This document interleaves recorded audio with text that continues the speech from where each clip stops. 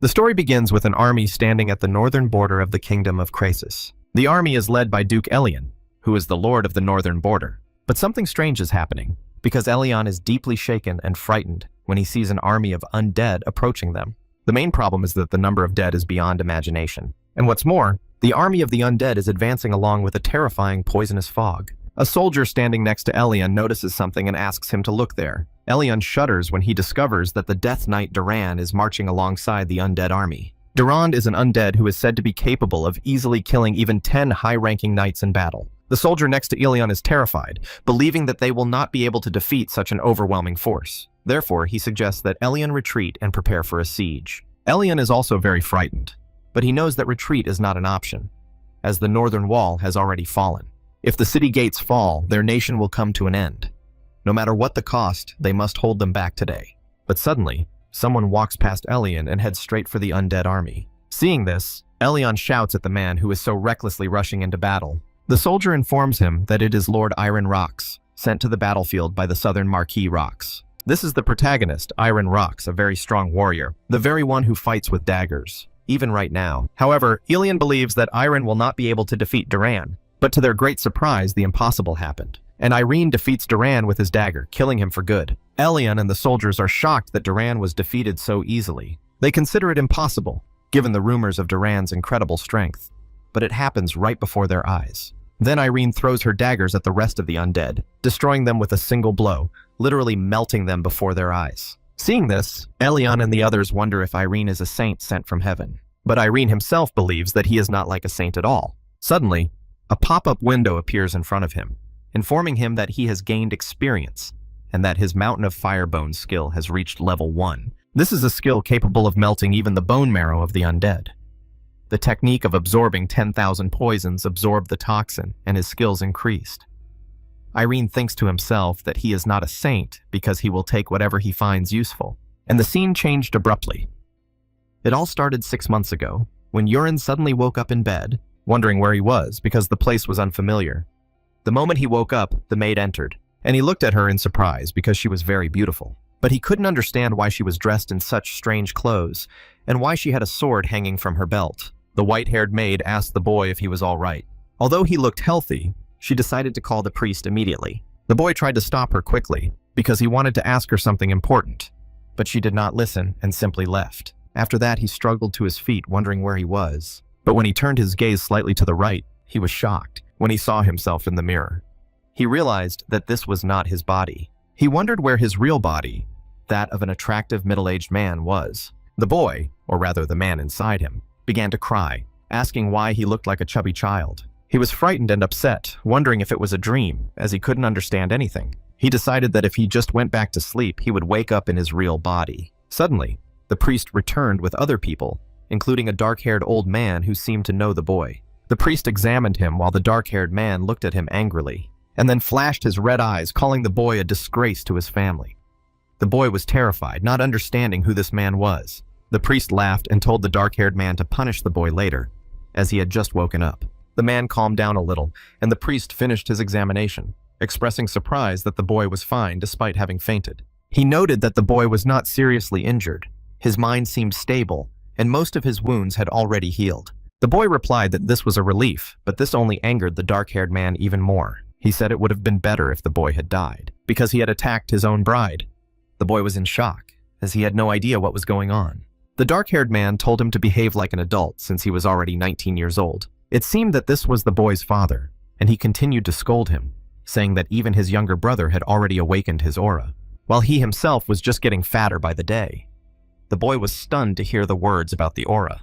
His father continued, saying that as soon as he was fully recovered, he needed to go apologize to his fiancée, Ilia, and warned him that his future would be over if she refused to forgive him. Then, in a heavy voice, his father asked if he understood, and Urin instinctively replied fearfully that he did. Before leaving, his father tells him not to disgrace their family name anymore. The boy's name is Urin. His eyes widen, and he finally realizes the situation when he hears that he is Urin Rocks. He realizes that the man in front of him is none other than Urin's father, Marquis Willington Rocks. In shock, he points his finger at his new father and calls him by his full name. Hearing this, his father flies into a rage and slaps Urin because he dared to call his father by name right to his face. Urine falls to the floor, having been slapped right across the face. The priest and another man stop the Marquis, asking him to calm down.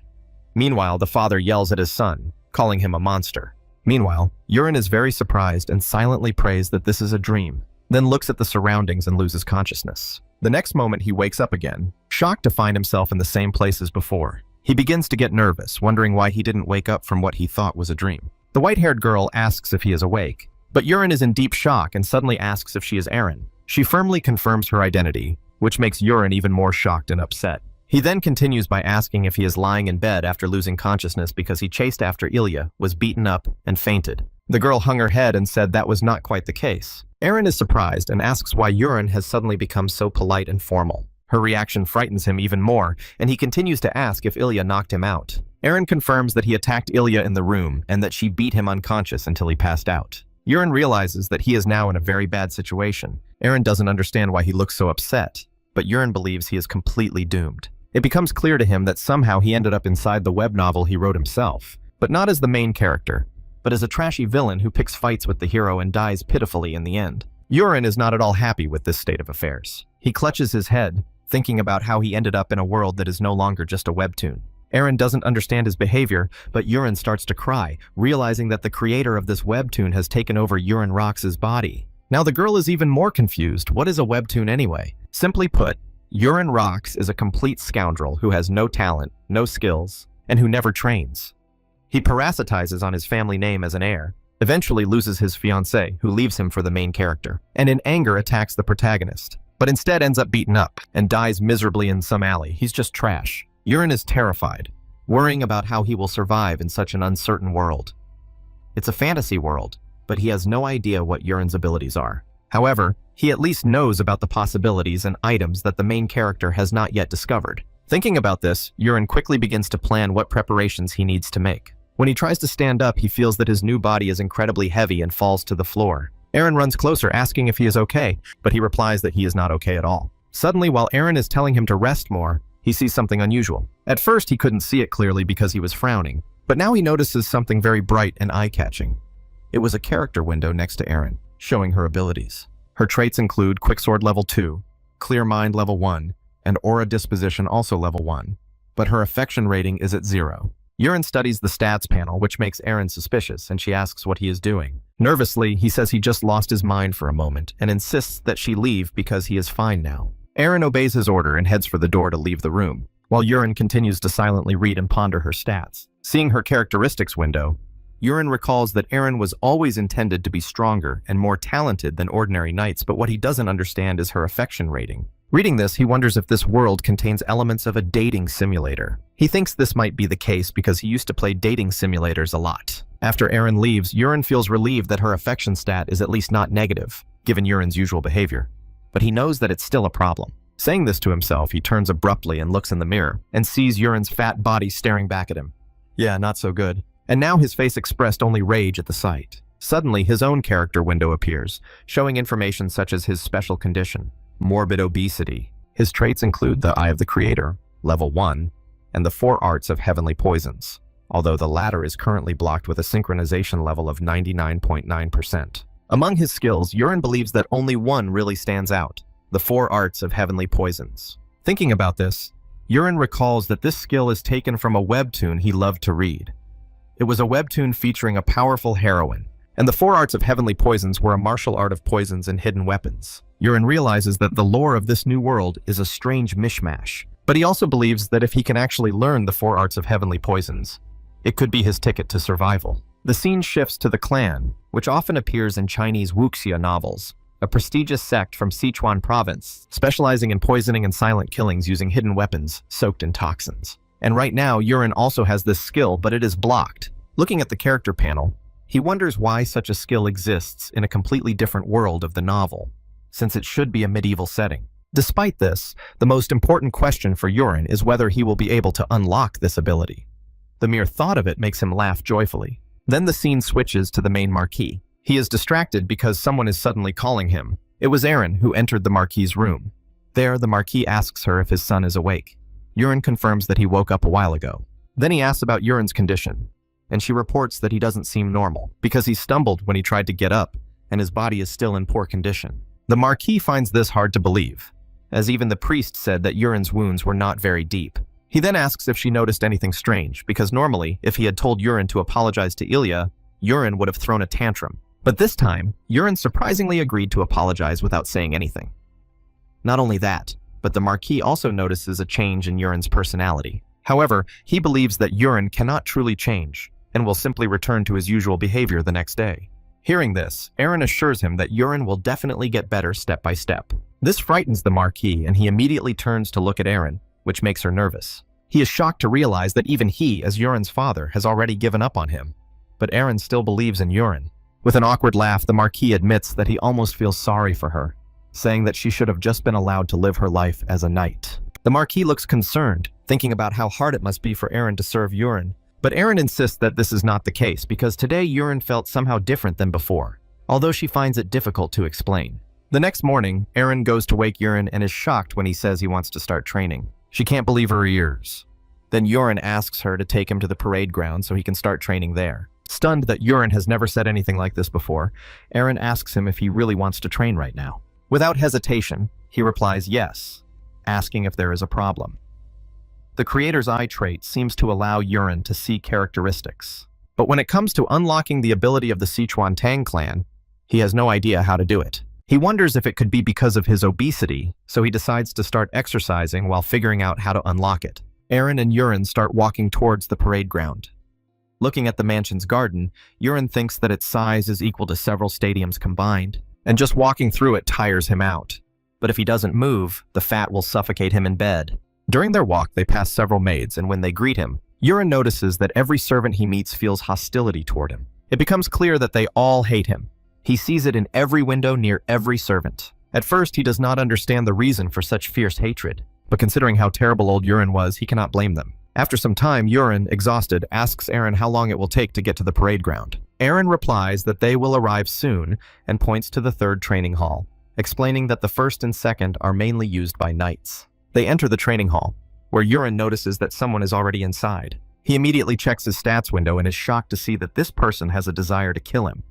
This terrifies Urin. The person's name is Rekka Alian, his trait is level 1 fast sword, and his affection for Urin is -91. Rekka looks at Urin and speaks, asking him the reason for his sudden visit to the training hall. Completely terrified, Urin shouts Rekka's name, which makes Rekka smile. He says that he is honored that Urin still remembers him. Trembling, Urin points to his sword and stammers that of course he remembers, and then quickly whispers to Aaron, asking if something happened between him and Rekka. While Rekka resumes training, Aaron asks Urin if he really doesn't remember. Urin nervously replies that he doesn't remember at all. Aaron still doesn't believe that he doesn't remember. Then Aaron tells him that a few years ago, when Urin's father forced him to train, he called Rekka, who had just joined as an intern at the time, and Urin laughed and cut his face with a sword. After that, the Marquis gave up trying to make Urin train. Urin is shocked to hear this and looks at Reku, who is still training, but looks back at him with fierce eyes, making Urin tremble. He realizes how hopeless and shameful the real Urin was. Realizing the danger of the situation, Urin decides to leave, or rather run away, while Rekka silently watches them leave. Once outside the training hall, Urin asks Aaron if there is another place where he can train alone. Hearing this, Aaron tells him about the 4th training hall, but explains that it is very far away and the conditions there are poor. In other words, it is just an empty field. Hearing this, Urin is very happy and decides to turn around, telling Aaron that they will go there, declaring that he will lose weight properly.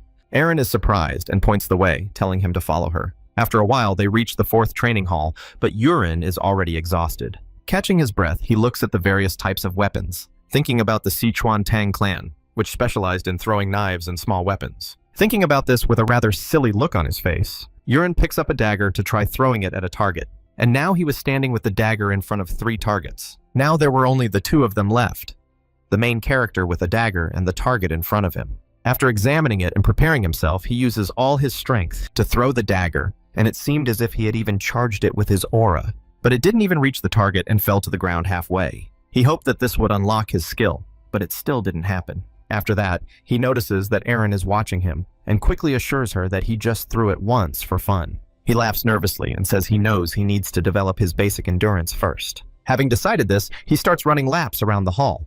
He also tells her that he will train on his own. Aaron is struck by the sudden change in Urin's behavior when he begins training his basic endurance. GG says that she is free to train however she likes, and continues running. After that, he continues training, looking very tired, although he only ran a couple of meters. Later, Eren reports everything to the Marquise, which greatly surprises him. Yurin really did come to the training ground and started training.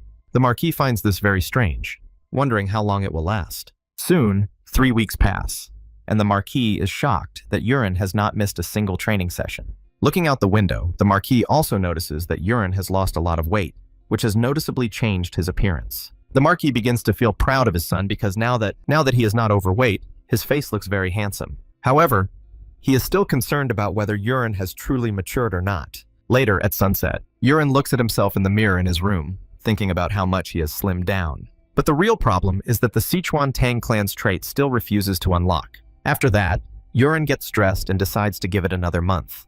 If it still doesn't unlock, he plans to steal the fate-changing mint intended for the protagonist. Right after he gets dressed, Eren comes in with dinner, and he thanks her. The dinner she brought was chirin soup.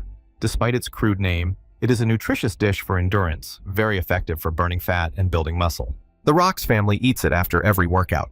But Yurin doesn't like this soup at all, and he feels doomed when he sees it again. Seeing the look on his face, Eren asks if he is tired of it. Yurin instantly replies that he is, because he has been eating only this soup for 3 weeks straight. Hearing this, Eren asks him if he just wants to lose weight, or if he really wants to become a knight, pressing him on his true desire. Yurin gives her a thumbs up, saying he wants to be a knight. Eren then explains that in this area, even the King Marquis eats chirin soup after training, so Yurin should stop complaining and eat his soup. Yurin feels threatened and immediately agrees, thinking that life is a lifelong learning process, even if it seems like an outdated custom. After that, Eren leaves the room, and Yurin looks at the soup, deciding to put up with it for now, as it has helped him lose weight. He takes a spoonful of soup and tries it, trying to swallow it quickly, but suddenly feels something strange, as the taste seems slightly different. Then a pop-up window appears, notifying him that he has ingested poison. Yurin is shocked, and the pop-up screen changes, showing that he has fulfilled the unlock condition for the Sichuan Tang clan trait.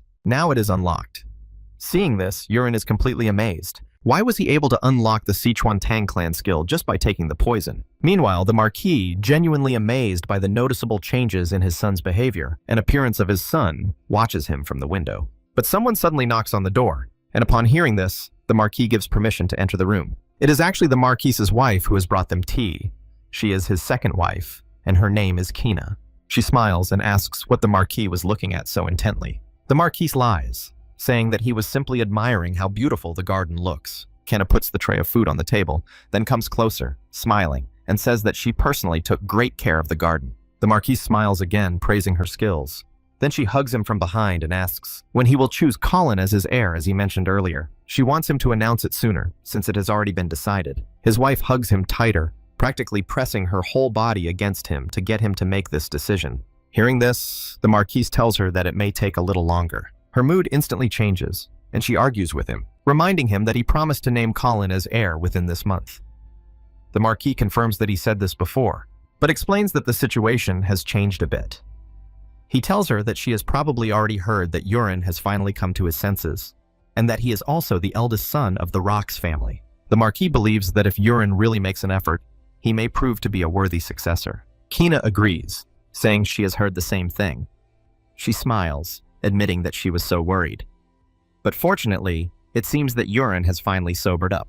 She continues, saying that it must be a relief for the Marquis as well.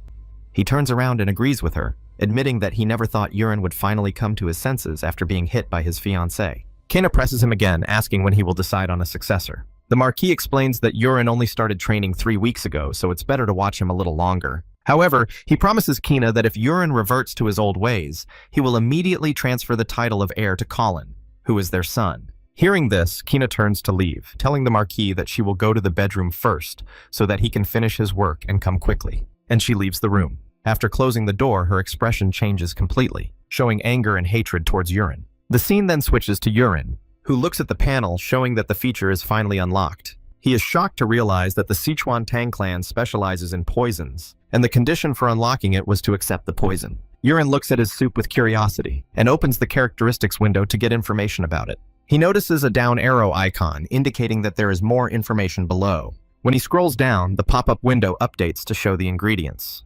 Among them is Hanyang grass, whose attribute is paralysis. It is essentially a medicinal plant, but it contains a weak toxin. It is harmless to adults in small amounts, but if it accumulates, it slowly paralyzes the body until death. Urine is delighted that the system displays this information. Erin, however, thinks he is just acting strange, as she cannot see the characteristics window.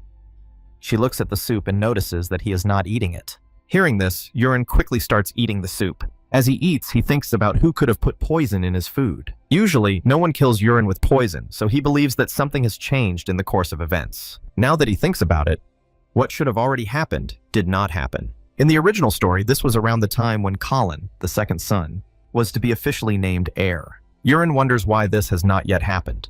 The only reason he can think of is that his sudden training has delayed the decision, which means that whoever put poison in his food must be on that side. Urine chews happily until another pop-up window appears, showing that the condition for unlocking the weak paralyzing poison has been met. Finishing his meal, he tells Erin that he has eaten everything, crying and saying that it was so delicious that it brought him to tears. Erin doesn't understand at all and just looks at him nervously, but Urine tells her to leave because he wants to be alone. She takes the plates and leaves, telling him to rest. Urine waves to her, wishing her a good night, then stares intently into the mirror and shouts for the characteristics window to appear. The characteristics window now shows that the Sichuan Tang clan trait has been unlocked. Just like in a VR game, Urine decides to focus on the plus button to open the details page. It shows that he has unlocked 3 skills: poison, hidden weapons, and martial arts. However, the other skills remain locked. He then focuses on the plus button for poison to see more details. It shows that leveling up requires special conditions, with different poisons available depending on the user's level. Urine scrolls to the bottom to see the last available poison. Seeing this, he concludes that he must first unlock all the lower levels. In other words, it is a level-up unlock system. To obtain the most basic poison, a weak paralyzing poison, Urine needs an internal technique. This seems logical to him, as the Sichuan technique uses internal energy to control the poison. After that, Urine decides to check the second skill, martial arts, and there he sees a menu for selecting a basic internal technique: the art of dark poison, the art of thunder needles, and the divine energy of 10,000 poisons. A warning is also displayed stating that Urine can only choose one internal technique. Urine laughs happily, saying that it's an easy choice since he's a fan of all of them. The art of dark poison focuses on poison, the art of thunder needle focuses on hidden weapons, and the divine energy of 10,000 poisons takes more time to master but allows one to achieve mastery in both poisons and hidden weapons. The more, the better, he thinks. Protagonists are always like that. Therefore, Urine decides to choose the divine energy of 10,000 poisons. After making his choice, Urine's hair begins to fly, and his whole body glows. He is shocked because the mantras of the technique are imprinted directly into his mind. With the mantras fully imprinted, Urine decides to try circulating the energy right away. He takes off his shirt, phew, how interesting, and sits down on the bed to concentrate. Once focused, he feels a strange flow moving through his entire body, chi. Then he directs it through the correct meridians and stores it in his dantian to create internal power. But the next day comes abruptly. Urine is still training, concentrating on the circulation of chi. He finds it amazing, realizing that martial arts novels weren't lying about training all night without sleep. It feels real, as he doesn't feel tired at all. In fact, his body has changed, and he feels full of energy. He can even feel the flow of chi around him. Not only that, he can tell how many birds are outside the window without even looking. Urine also feels a dense, warm energy in his dantian. And now, if he directs his ki to his head, he can open the characteristics window without needing a mirror. The characteristics window shows that the 10,000 poisons divine energy is at 1 star. In other words, only 10% of it has been awakened. Suddenly, Urine senses a familiar aura outside the door and looks in that direction. It turns out to be Erin, who has come to wake him up. She sees him sitting on the bed, concentrating, and asks if he was asleep, as his bed looks untouched. Urine laughs, saying that it just happened that way. But Erin insists that it's not good and tells him to rest today. She is about to leave the room, but he stops her, saying that he will train today because he feels great and is in top shape. She turns around, agrees with him, and says she will make breakfast first. After that, she closes the door and stands behind it for a long time, wondering when Urine had managed to gain muscle mass. After a while, they reach the 4th training room, where Urine approaches the weapons again, looks at all the daggers for a long time, and realizes that the time has come. He takes a dagger to test his new skills. Now he stood in front of the target again with the dagger in his hands, and as soon as he focused his gaze on the target, something surprised him greatly. He couldn't believe his eyes. But he is shocked to see the crosshairs of the sight before his eyes, as if in a first-person shooter game. He can aim at targets. With their help, Urine could aim accurately at the target. The guy swung. Aaron looks at him doubtfully, her expression clearly saying that Urin won't be able to hit the target, just like last time. Urin throws the dagger, and now his purple aura is definitely activated. And this time he hits the target cleanly. Overjoyed, Urin celebrates, while Aaron watches in amazement. He has finally unlocked the hidden weapon skill of the Sichuan Tang clan. She becomes very curious and asks Urin what he just did. Urin replies that he doesn't know himself, and tells her that he can only assume that it is the result of his training over the past month beginning to show. Aaron seems very surprised because no one can achieve something like this in such a short time. This makes Urin realize that it is the first time he has seen Aaron so shocked. Urin smiles, deciding to try again. He grabs the dagger and aims it at the target. As he throws it, he watches his body and notices that fiery internal energy rising from his lower abdomen. And now he is ready for another strong and flawless throw. The dagger flies faster and stronger this time, hitting the target with ease and precision, and even breaking through the target's wooden shield. Aaron is even more shocked, shouting at the broken shield in surprise. Urin smirks because, for him, the appearance of a crosshair from a shooter game in front of his eyes is essentially like using a cheat code.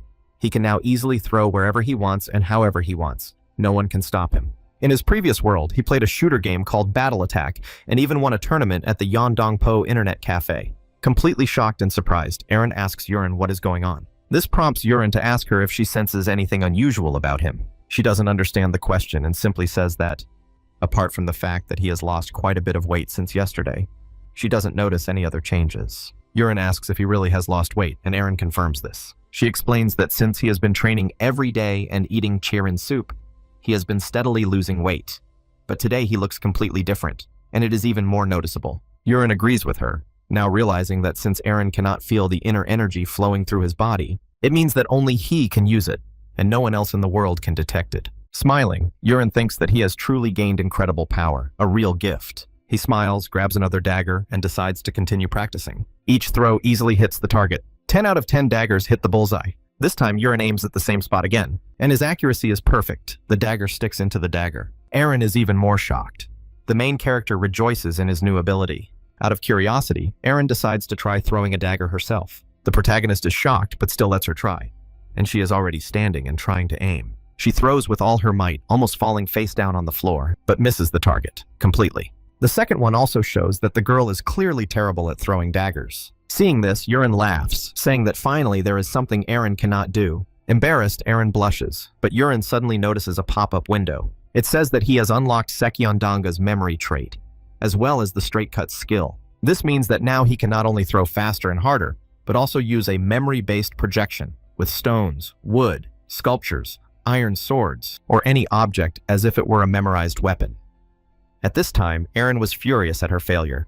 Excited, Urin decides to test it out. He grabs a broken sword, but first tells Aaron to step aside. Curious, Aaron asks what he plans to do with it. She sees the broken wooden sword in his hands, which surprises and intrigues her. Urin raises the broken sword high, and the girl looks on in shock. Then he directs his internal energy from his dantian to his hands, then activates the straight cut skill and throws it. The sword flies powerfully, not only hitting the target, but also tearing the wooden shield to pieces. Aaron is completely shocked and alarmed, asking Urin about the source of his sudden strength. Urin lies, telling her that he doesn't know himself, suggesting that it may just be the power of practice. Aaron shouts that such a thing is simply impossible. Then Urin calmly tells her that he knows she reports everything to the Marquise, but asks her for a favor, to keep it a secret for now.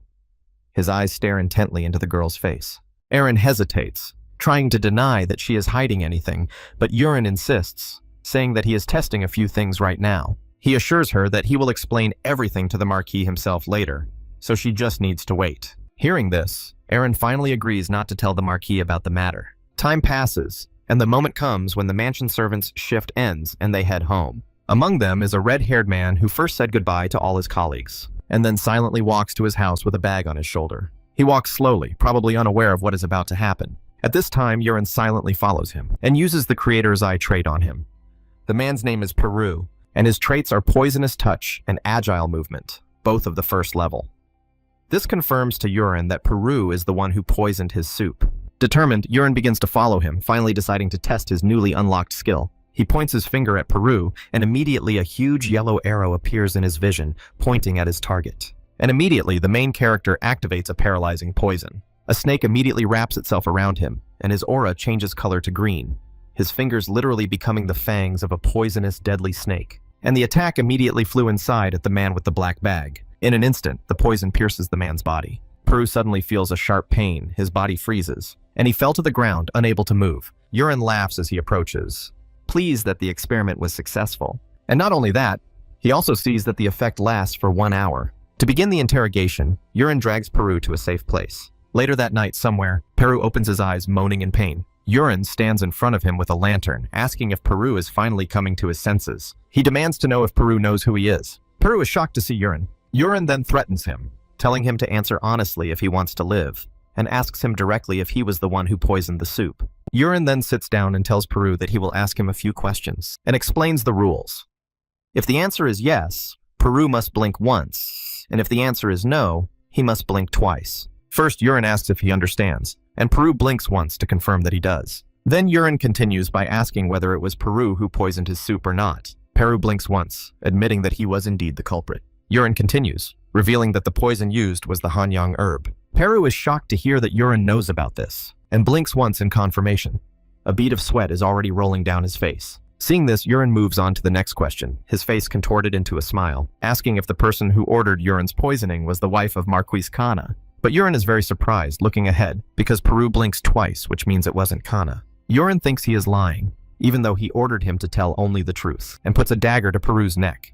He says that one lie could cost him his life. He repeats the question, asking again if it was Kana, but Peru blinks twice again, insisting that it was someone else. It becomes clear that Kana was not the instigator, and therefore it is understandable that Peru does not seem to be lying. Urine decides to put this aside for now. Then he hands Peru something, telling him to eat and swallow it, claiming that it is called delayed poison, shoving it into his mouth. Peru swallows it, beads of sweat still pouring down his face, and Urine explains that from this moment on, he has exactly 1 month to live, and if he does not take the antidote that Urine has before that time, Peru will die. After all the organs in his body will melt away. Peru is his hostage. Urine threatens him, demanding that he obey his orders from now on. Frightened, Peru has no choice but to obey in order to survive. Seeing this, Urine puts his hand on Peru's head to free him from the paralyzing poison. After being freed, Peru can finally speak again. Later, he is even able to stand before the main character. Urine confirms this and immediately asks again about the person who ordered him to poison the soup. Peru reveals that it was not Kana, but Knight Captain Carax Livingston. Urine is stunned to hear this. Peru continues, explaining that Carax ordered him to make sure Urine died of illness within a year. Carax is Kana's older brother, who became Knight Captain thanks to her marriage to the Marquise. Urine realizes that his deduction was not entirely wrong. Carax is indeed Kana's accomplice, but that is not the most important thing right now. Urine then gives Peru a piece of paper. Peru reads it and is shocked to see that it contains a list of poisons. Few people know as much about poisons as he does, and Urine explains that this means Peru can get them on the black market. Urine orders him to use the money he received from Carax to buy all the poisons on the list. He also orders Peru to bring any poisons he already has by tomorrow evening. Shocked, Peru asks why Urine needs these poisons. Urine gets angry, demanding to know if he gave permission to ask questions. Frightened, Peru quickly obeys and shuts up. After that, Urine turns around and orders him to leave. As Peru begins to leave, the main character stops him again. Urine suddenly tells him that from now on, the soup must always be seasoned with a large amount of Hanyang herb. Peru is shocked, unable to believe that Urine actually wants to be poisoned. The scene immediately changes. Returning to his room, Urine laughs loudly, finding the situation amusing.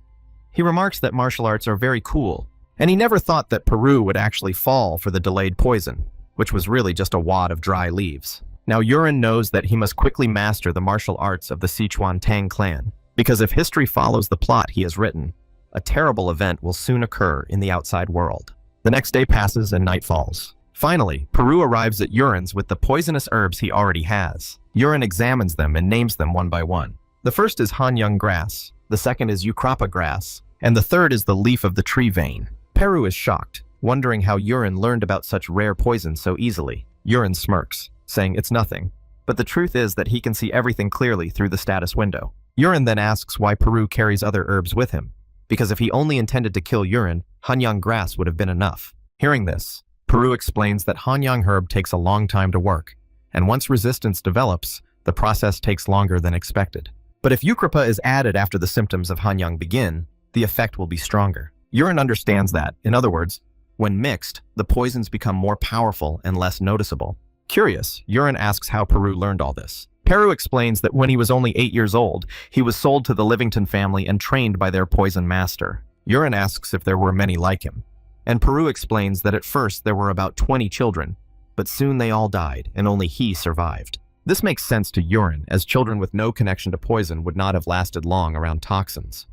But it also makes it clear that Peru harbors a deep grudge against the Livington family. Urine thinks to himself that he may have just found a very useful tool. He praises Peru, saying that he did a good job and lets him go. Peru thanks Urine and wishes him a good night before leaving. After that, Urine decides to take the next step. He begins to eat poisonous herbs one after another, even though he feels like vomiting. But today, he has already made his decision. After he forces himself to swallow them all, a status window pops up warning that Urine is in danger from the poison and must perform breathing meditation. Focusing, Urine begins to meditate, determined to reach the second stage. The next morning dawns quickly, and Erin first knocks on his door, and then opens the door to wake him up. But after looking inside the room, she is completely shocked. Seeing that Urine now has visible muscles on his body, he is sitting in the lotus position on the bed, and the girl asks in shock, "What's going on?" Urine has moved on to the second stage, acquired the Little Dragon Step martial art, and also unlocked poisonous techniques, such as delayed toxin, truth serum, and soul-killing smoke.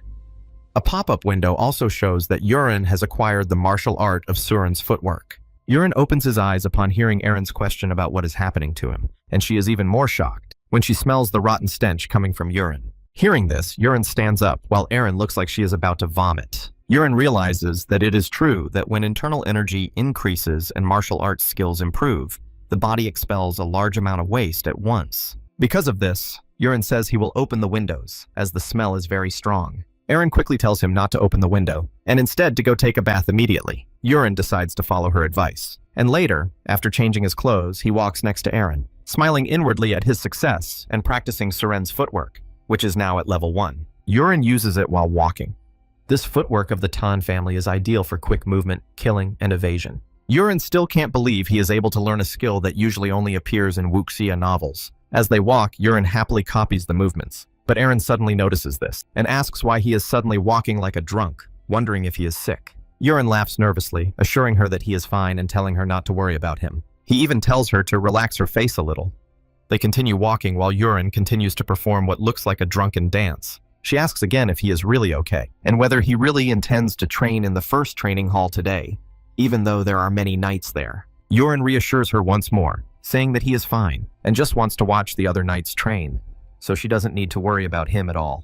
Erin decides to believe him, and after a while they reach the first training hall. There, Carix is practicing with his sword, while another knight swings a very heavy blade. 2 other knights standing nearby notice Urine and begin to wonder who he is. They recognize Erin as Urine's butler, but do not recognize the young man behind her. They all wonder who he is, even doubting whether such a handsome guy could really belong to the Marquise's family. Soon they realize that the rumors they have heard must be true. The young Lord Urine has lost a lot of weight thanks to his training. Shocked, they finally recognize him as the infamous Urine.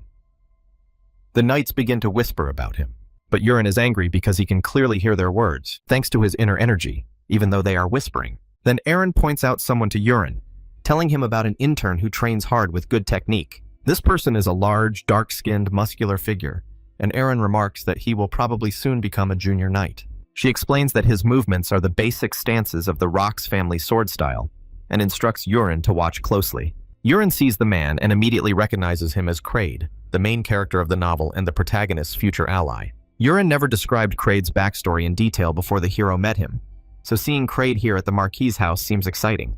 Urine thinks that this may prove to be a useful opportunity in the future. Then he looks at the other knights, all of whom harbor nothing but hatred for him. But today, Urine decides that they will serve as test subjects for his experiment. Right there in front of Erin, Urine begins training, secretly planning to start by testing his prolonged poison skill on the pink-haired man. The pink-haired man suddenly feels very strange and fell to the ground, writhing in pain.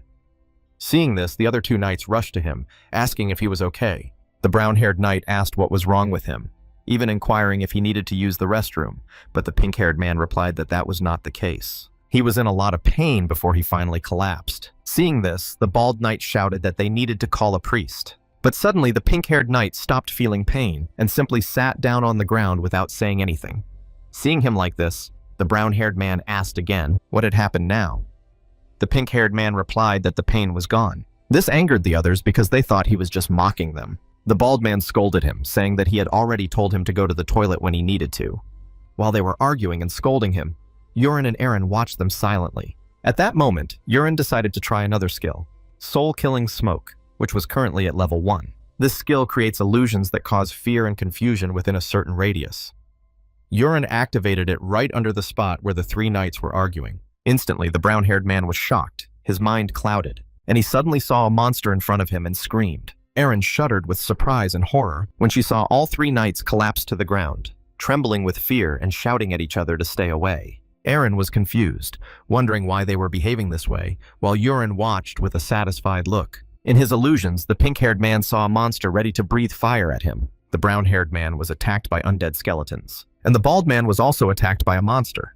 He even grabbed his weapon to fight back. But in the next moment, everything returned to normal for them. The 3 knights looked at each other in confusion, not understanding what had just happened. Urin decided to stop. They all explained that they had seen monsters attacking them. Satisfied, Urin also decided to end the experiment for the day, finding the results very impressive. Then he told Aaron that it was time for them to go back. Aaron was surprised and asked if they were really leaving already. Urin turned around with a happy face and said that the first training hall was too noisy, so they would just go to the 4th one. As they were heading there, a maid stopped Urin to inform him that a guest had arrived. Upon hearing this, Urin asked who the guest was. The maid hesitated for a long time, embarrassed and reluctant to speak, but finally broke the news to him that Ilya Marcus herself had come to see him. Urin was very surprised to hear that Ilya had come, and begins to think about her, the girl who is good at fist fighting and has finally paid him a visit. Thinking about this, Urin remembers that around this time in the original story, Ilya began to demand that he break off their engagement, but at that time he continued to refuse. Fat, pathetic pig. Reflecting on all this, Urin realizes that there is nothing he can do now and decides to meet with her. Then the scene shifts to a room where Ilya is standing by the window, looking out the window and telling herself that this time she will definitely break off the engagement. Finally, hearing some sounds behind her, she turns toward the door. Urin enters the door, asking if Ilya is there. Ilya is shocked when she sees this unfamiliar guy at the door. Urin greets her, asking if she is here, which frightens her even more. She nervously asks who he is. Urin, confused, tells her that he is Urin. Ilya is so shocked that she cries out loud, making Urin even more nervous. And he says that it seems like they haven't seen each other in a really long time. Ilya, still shaken, admits that she thought the rumors were false. Since only 2 months have passed, she asks how Urin could have changed so much. Urin replies that it's because he has been working hard. She is amazed to hear that Urin has actually made an effort. Urin continues, explaining that after she beat him up, he thought deeply about his life, and ultimately came to the conclusion that he needed to change. Ilya points her finger at him, asking if he is trying to pick a fight for revenge. But Urin assures her that he would never do such a thing. Instead, he kneels down and tells her that he is very grateful. This greatly frightens the girl. Ilya is shocked, and Urin continues, saying that it was thanks to her that he was able to come to his senses. He expresses his true feelings, sincerely apologizing for what happened back then. Urin even suggests that if Ilya still wants to break off the engagement because of the incident, he will accept it as punishment. Ilya finds herself in a difficult position because she has never seen Urin behave this way before. She asks again who he really is. Urin replies that he is the former scoundrel Urin and bows again to apologize. Ilya is even more shocked, but looks at him with great and undisguised curiosity. The protagonist thought that, although in reality it was not his fault, but the fault of the original owner of the body, the reason Urin is now seeking forgiveness to such an extent is simple. Because of Ilya and her skills, they are truly extraordinary. She is not just an ordinary heroine. Her Queen of Swords trait is extremely strong, and in the future, it will only become stronger and stronger. Later, she will save the fallen protagonist and even defeat the main villain. All of this will be possible thanks to her Queen of Swords trait. That is why Urin believes that even if their engagement ends, it is better to restore their relationship and make her an ally. While he is thinking about this, Ilya suddenly tells him to stand up, surprising him.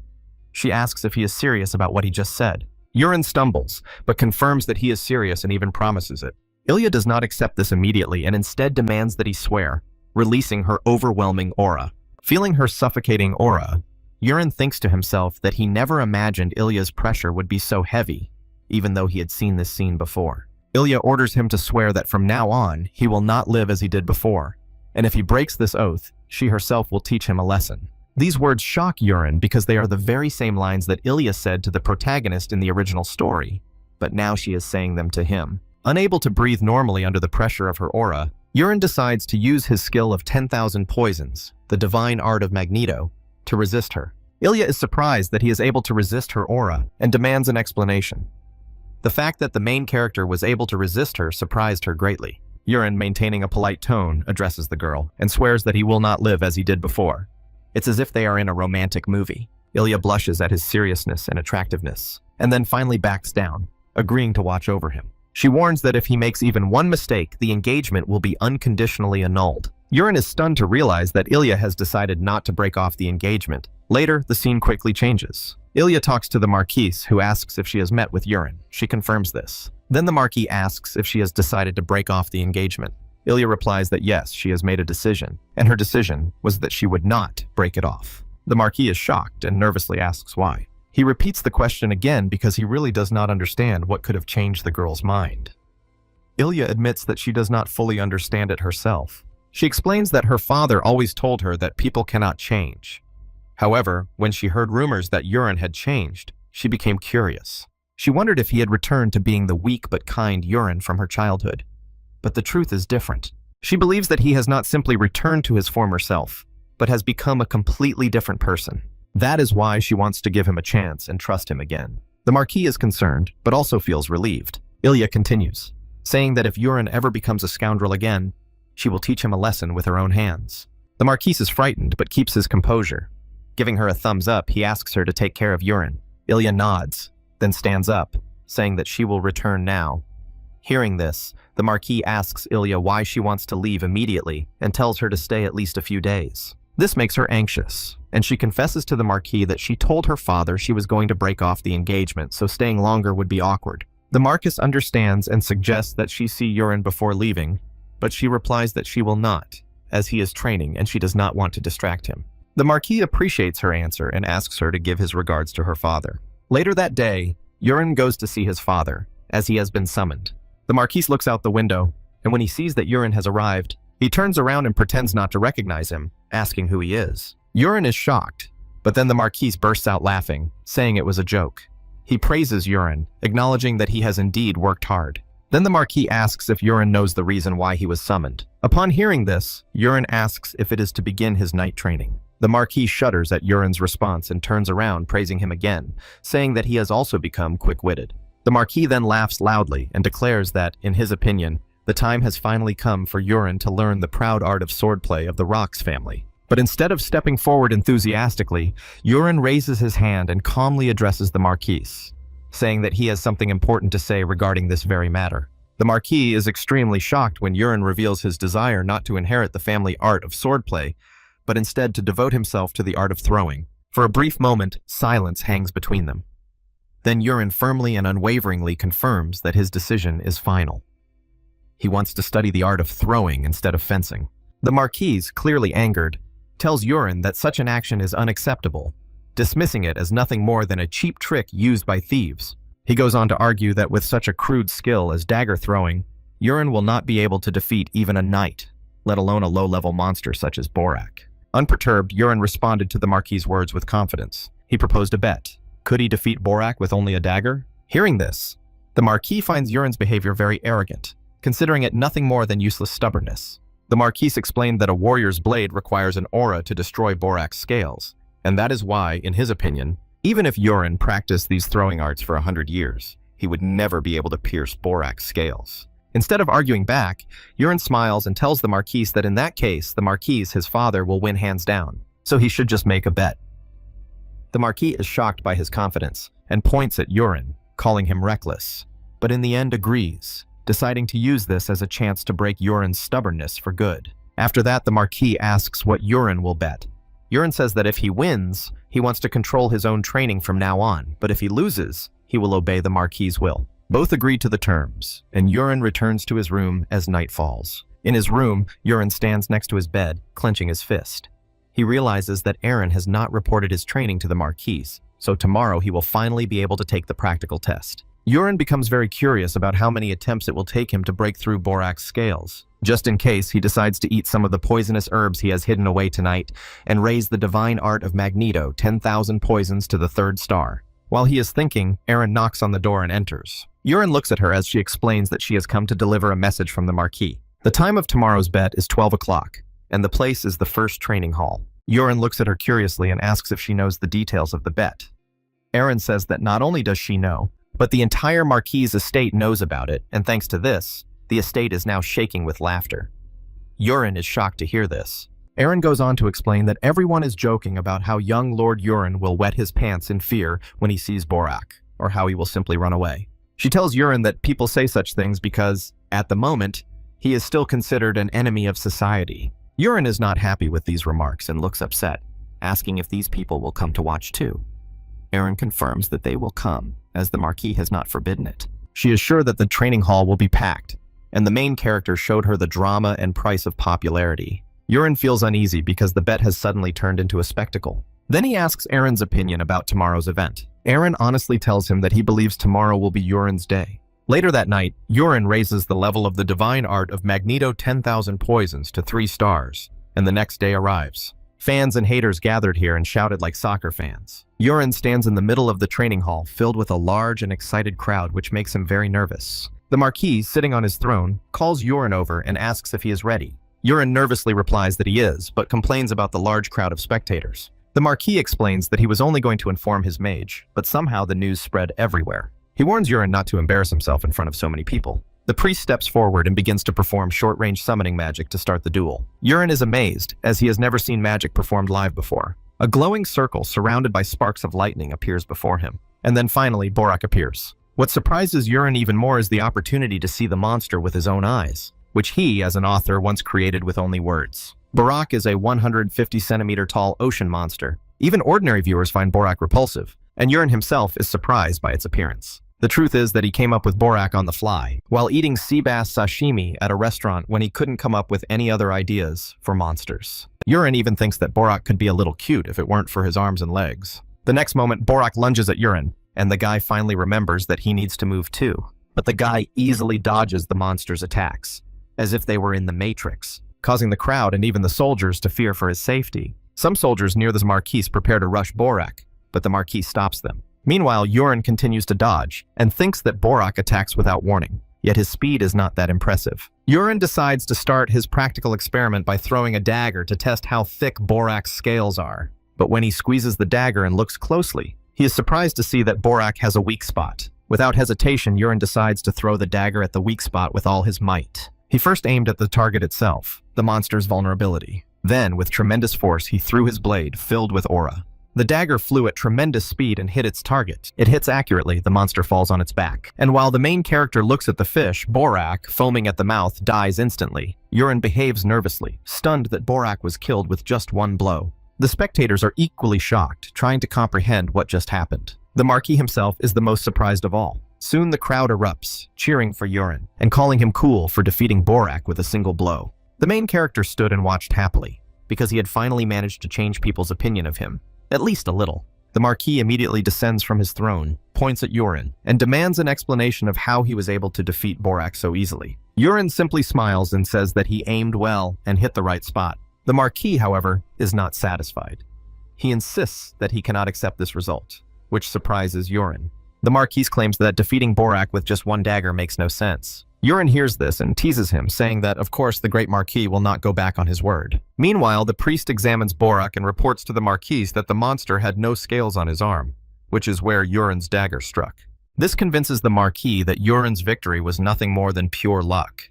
Yurin replies that whether it was luck or not, a bet is a bet. He turns to leave, but the Marquis stops him, telling him not to be so dismissive. Instead, he suggests doing it again. Yurin calls the Marquis unreasonable, but the Marquis presses on and decides to add another promise to the bet. A stunned Yurin listens as the Marquis announces that if Yurin wins again, he will grant him one wish. But if Yurin loses, he will begin training in swordplay, as they had originally planned. Yurin is very happy to hear these terms, and asks if his father is really willing to grant his wish. The Marquis then informs Yurin that this time, instead of fighting a Borak, he will have to fight a knight. After stating all the conditions, the Marquis asks Yurin if he accepts the bet. Yurin instantly replies that he accepts. He sees this as an excellent opportunity and looks around the stands, as it could be a chance to break the pride of Karax, the commander of the knights, that bastard who was already blue in the face from the young prince's first victory. But Yurin also thinks it's better to leave Karax alone so he can keep getting poison supplies through Peru. The Marquis continues, saying that an official knight would be too difficult an opponent for Yurin, so he decides to pit a trainee knight against Yurin, which would be fair. Hearing this, Yurin realizes that everything is turning out very well and asks if he can choose the knight for the duel himself. Intrigued, the Marquis asks how he plans to choose. Yurin says he wants to fight Cray. Creed runs out onto the field, such a cool and muscular guy. The warrior bows to the Marquis and asks if his lord has summoned him. The Marquis praises Creed's training and says he wants Creed to do something for him. Hearing this, Creed declares that the Marquis can order him to do anything. Then the Marquis points to Yurin and orders Creed to correct his bad habits. Creed looks at Yurin with curiosity, and Yurin waves at him in a friendly manner. Seeing this, Yurin feigns shock, and the Marquis asks if Creed really can't do it. Creed straightens up and firmly says that he will do as ordered. Smiling, Yurin tells Creed not to worry too much, promising that he will throw only 3 daggers, and if Creed blocks all 3, Yurin will let him win. This greatly angers the Marquis, and he orders Creed to thoroughly punish Yurin for his arrogance. Soon, Yurin and Creed stand facing each other, ready for a duel. The knights cheer Creed on, urging him to win, and joke that if he loses, he will be left without food, laughing at the possible punishment. Suddenly, a woman's voice shouts words of support to Yurin, wishing him luck. Hearing this, Yurin is very pleased, and wonders if it really was a woman's voice. This single shout stirs up emotions inside Yurin. Creed strengthens his stance and tells Yurin that he is ready. Yurin turns around, takes the dagger, and plans not to strike with full force on the first throw. But to his surprise, he sees something interesting with his abilities. There were countless weak spots appearing on Creed's body, similar to those he had seen on Boric, but this time there were many more. Yurin begins to worry, thinking that if he throws the dagger at one of these weak points, he might actually kill Creed. So he carefully aims and throws the dagger, not aiming for a fatal point. Even so, Creed is shocked by the force of Yurin's attack, which turns out to be too overwhelming. He barely manages to block the blow. He even flew back a little, making sounds as if he had just saved the whole world. The knights are stunned to hear a sound like a cannon shot. Even the Marquis is shocked. His bet has failed again. Refusing to believe it, he examines the dagger, and then goes to pick it up, finding it impossible that such an ordinary weapon could have such destructive power. Meanwhile, Creed trembles. His sword bears a mark from the dagger. Yurin asks him not to relax, warning him not to let his guard down. Then Yurin tells him to get ready, because this time he will throw with full force. And the huge warrior continues to tremble from what seems to be an insignificant dagger. Yurin thinks to himself that Creed is still the main character's right-hand man, so he won't die from this. The guy says he's going to attack. Then Yurin throws another dagger at Creed with full force, and it seemed as if a meteorite was now flying towards the warrior. Creed gathers his professional strength and tries to block the dagger flying at him, but the impact creates a whirlwind of mist around him. All the spectators are in shock, including the stunned Marquis, were surprised to see that the warrior was already on his knees, and Creed's sword had already shattered into pieces, leaving him trembling, until he finally drops the remains of his weapon. Seeing this, the Marquis rushes to Yurin in shock, and says that they simply must talk in private as soon as possible. But Yurin refuses, reminding him that the bet is not over yet. There is one dagger left. The Marquis is shocked and tells Yurin that this is enough. Instead of agreeing, Yurin turns to Creed, and asks him directly if he wants to end the duel like this. He tells Creed to raise his head and asks if he really wants to accept such a half-hearted result. Yurin reminds him that, whether it be victory or defeat, it is the achievement of a clear conclusion that makes a knight a knight. He asks Creed again if he is ready to surrender. Hearing these words, Creed hesitates, but then, inspired by Yurin's speech, decides to continue. He asks for a new sword. Suddenly, a blue light bursts from Creed, and he declares that he will not retreat. All the knights sat in shock and watched, and even the Marquis himself is stunned to see the trainee knight Creed awaken his aura right at that moment. Creed now stands upright, displaying his aura and taking a stance. Yurin, however, is not surprised. He had already expected this. He knows that Creed's berserker trait only manifests itself when he reaches his limit. And now Yurin thinks he will finally be able to test his advanced techniques on him. And now the battlefield was visible from above. Huge rays of blue aura stretched out from Creed, and Creed, standing in a fighting stance, tells Yurin to throw the dagger. The Marquis looks very concerned about the situation, because no one expected such a huge amount of aura to manifest. It was at the level of a senior knight's talent. The Marquis wonders what Yurin will do. Yurin shows no hesitation when he sees Creed's aura. Instead of words, he grabs the dagger, and throws it with even more force than before. But instead of flying straight, the dagger curves in an arc, as if going around a mountain. Seeing this, Creed thinks that Yurin is just playing around, and at first frowns, trying to understand what this curved trajectory is. Then he increases his power to knock the dagger down, believing that this way he will be able to easily deflect it. But to his surprise, the dagger dodges Creed's sword. Both Creed and the Marquis are shocked, The dagger pierces Creed's shoulder, knocking him off his feet in pain. If you look through an X-ray, you can see that the sword went in deep, but didn't hit anything important. But it caused a great deal of pain. Creed began to scream in agony. Then he falls to his knees in front of the main character. All the knights watching are stunned. They whisper that Creed must be exaggerating because the dagger looked so slow. Some shout that he must be giving in to urine simply because he is a young gentleman. Meanwhile, Urine analyzes the experiment, thinking that it worked better than expected. He realizes that he put more internal energy into the throw, which must have caused tremendous pain. Seeing this, the Marquise orders Urine to speak with him privately later, and announces that Urine has won the bet. Urine smiles at this victory, and then approaches Creed, who is writhing in pain. Urine abruptly places his hand on Creed's shoulder, and heals him using internal energy absorption. Creed is shocked to feel the pain completely disappear. He gets up and thanks Urine. Urine replies that it's nothing, but Creed apologizes, admitting that when the dagger was flying slowly at first, he thought Urine was looking down on him. However, now he understands that this was not the case at all. Creed compliments Urine, saying that this technique was truly an exquisite divine technique. He adds that Urine could not have learned such a skill in such a short time.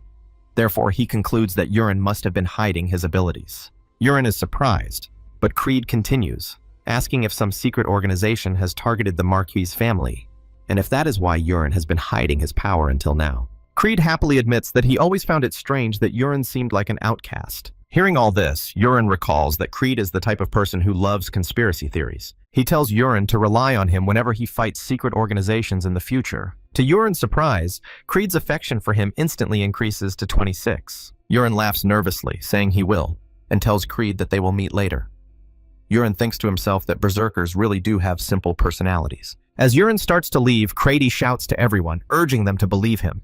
That young Master Urine was never a scoundrel, and he swears to spread the word everywhere. Urine thinks it would be a good idea to stay close to Creed, who, as a berserker, will be able to single-handedly destroy the Night Order in the future. Then Urine approaches Erin, who is waiting with a towel in her hand. She praises him for his hard work. Urine thanks her and takes the towel. As they walk, Erin asks about the technique Urine used at the end, saying she has never seen it before. Urine replies that it is a new technique and asks what she thinks of it. Erin gives her honest opinion, saying that she has done some virtual sparring in her head, and if she had encountered this technique without having seen it before, she would have been defeated. But now that she has seen it once, she will be able to block it. Urine knows she is telling the truth because one of her traits is clear mind, an extremely rare and powerful trait. They continue talking, and Urine mentions that Erin received nighttime education from a young age. He says that if she hadn't become his butler, she would probably already be a knight. He asks her if she is satisfied with the way things are. Erin, taken aback, asks why he is suddenly asking her such questions. Later that day, the Marquise is reviewing documents in his office when Urine arrives. Urine greets him, calling him Lord, and asks if he summoned him. This angers the Marquis, who tells Urine to call him father when they are alone. As Urine continues to refuse, the Marquis says that his affection for him is fading. Urine does not understand the situation, as this has never happened before, but reluctantly agrees. The Marquis then asks about the technique Urine demonstrated yesterday. He says that even after searching through books, he could not find a throwing skill that uses such a clever movement. It has only been a month since Urine began training, and no matter how talented he is, it is impossible to develop such a technique on his own in such a short time. The Marquis' tone becomes harsher as he demands that Urine tell the truth about what really happened. Urine cannot reveal the real secret, but he has already prepared for this situation. He tells the Marquis a made-up story about finding a book. The Marquis immediately thought, what book? Gigi said he found it in the attic of the family library while looking for effective training methods. He explains that he tripped over a book left on the floor, fell onto the shelf, loudly cursing the person who left the book on the floor, and another book fell from the ceiling onto his head. Then he scratched his head and looked at the book that had hit him. This book had no title, only strange patterns carved into the cover. When Urine finally opened it without thinking twice, a light burst forth and something absorbed itself into his head. After that, the book disappeared. So that's the story. The Marquis is shocked and says that the book must have been a magical volume of the Talmud. Urine smiles to himself because he already knows what magical tomes are. He himself had planted this knowledge. He remembers that in this world, great magicians write down techniques or spells in books, passing them on as magical tomes. Thanks to this, the Marquis believes the story. He explains that their library in the attic holds countless books collected by their ancestors, many of which are unknown even to him. He concludes that Urine was incredibly lucky to find this volume, and says with a smile that Urine has hit the jackpot. The main character immediately plays along.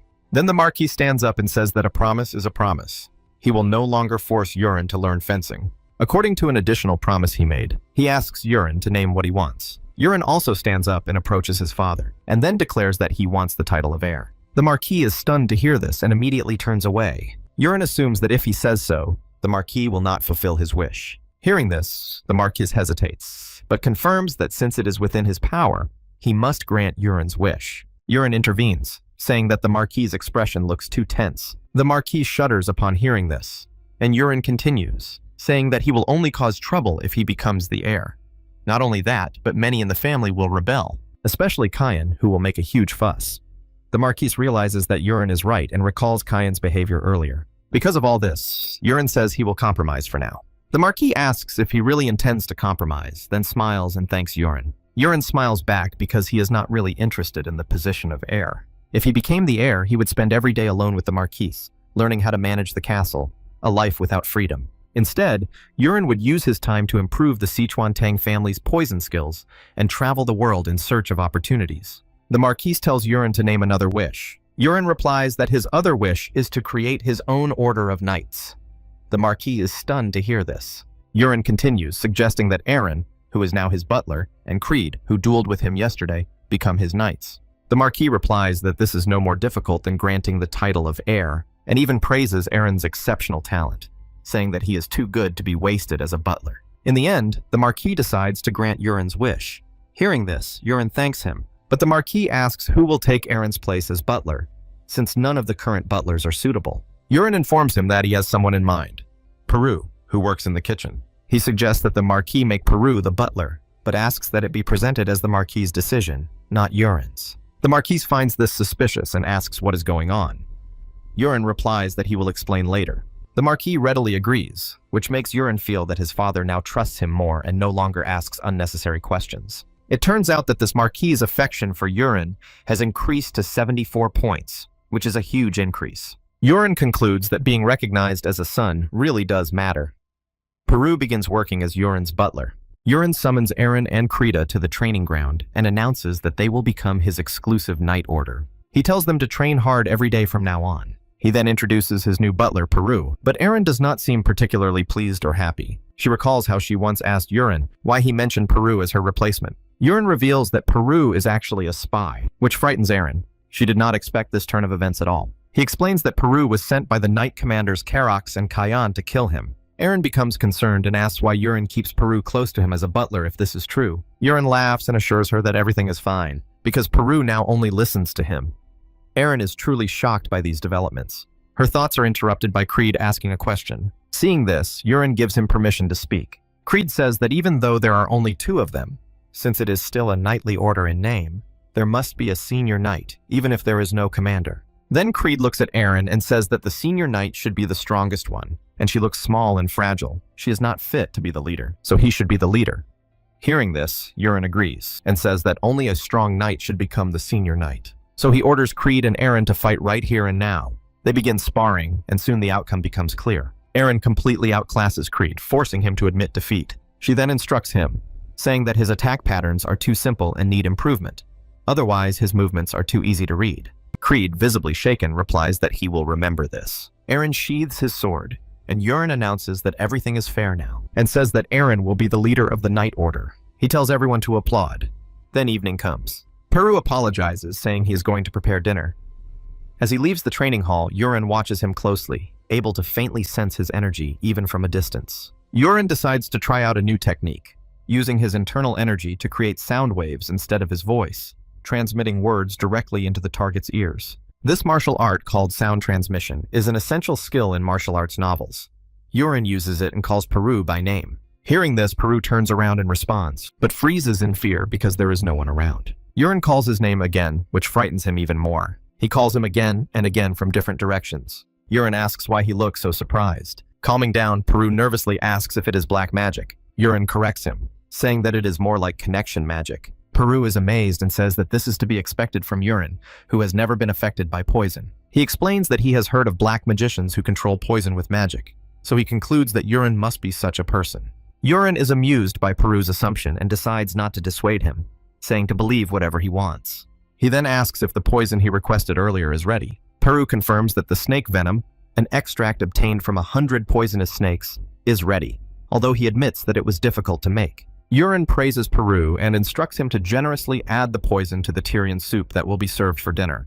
Peru, frightened, quickly accepts the order and quickly runs off to change his pants and underwear. Night falls and the next day begins. Urin opens his eyes after training his inner energy. Since reaching 3 stars, his internal energy has not grown as quickly as he expected. He gets up, puts on his shirt, and thinks to himself that he doesn't know how much time is left before the global crisis. He concludes that he has no choice but to leave the Marquis' castle. The next day, Urin informs the Marquis, who is drinking tea in shock, that he is going to leave for a short time. The Marquis is surprised because it is the first time Urin has ever left, and immediately asks if Urin plans to go to a town within the Marquis' territory. Urin confirms that he is, and the Marquis continues by asking how many days he plans to be away. Urin remains calm, secretly thinking that he will actually go much further, but there is no need to reveal this to the Marquis. So Urin tells him that he plans to be away for a week. Upon hearing this, the Marquis gives his permission, saying that Urin has been training hard, but then asks about his escort.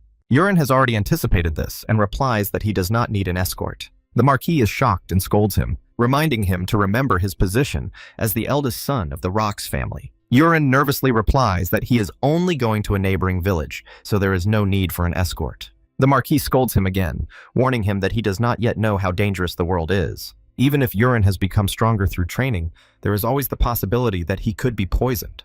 What the Marquis does not know is that poison no longer affects Urin. Since it is too difficult to convince the Marquis, Urin moves on to plan B and pretends to agree, telling the Marquis that he will obey. Seeing this, the Marquis calms down and asks when Urin will leave. Urin replies that he will leave in 2 days. The Marquis nods and says he will prepare an escort for that day. Later, in his room, Urin admits to himself what he is really planning. He will not take any escort and will quietly leave tomorrow. During the day, Peru is shocked to hear from Urin that he has no money for the trip. Urin demands that Peru lend him money, since Peru has funds, which were provided by Carix to buy expensive poisons. Peru hesitates in shock, but Urin threatens him, asking if he wants to refuse the loan. Frightened, Peru quickly agrees and hands over the money. Urin then asks if Peru has it. Peru, confused, asks what he means, and Urin explains that he saw it last time when Peru was getting poisonous herbs. He discovered that Peru also has a spatial pocket. A spatial pocket is a common setting in fantasy novels. A mysterious pocket capable of holding up to a ton of cargo while looking very small. Peru hesitates again, but with no other choice, he lends it to Urin. Urin smiles and thanks him, saying that with the spatial pocket he won't need to carry a bag. Then Urin remembers something, takes some grass out of his pocket, and gives it to Peru. It is actually a fake medicine, but Peru believes it is real. Urin instructs him that it is a month's supply of antidote for his poison. Peru is very happy to receive it, and Urin praises him for his good behavior, telling him to continue to be obedient. Urin promises that if he continues in the same vein, he will eventually give him the perfect antidote. Peru is overjoyed at this promise. The next day at dawn, Urin prepares to leave. He writes a letter and leaves it in his room before secretly leaving the castle.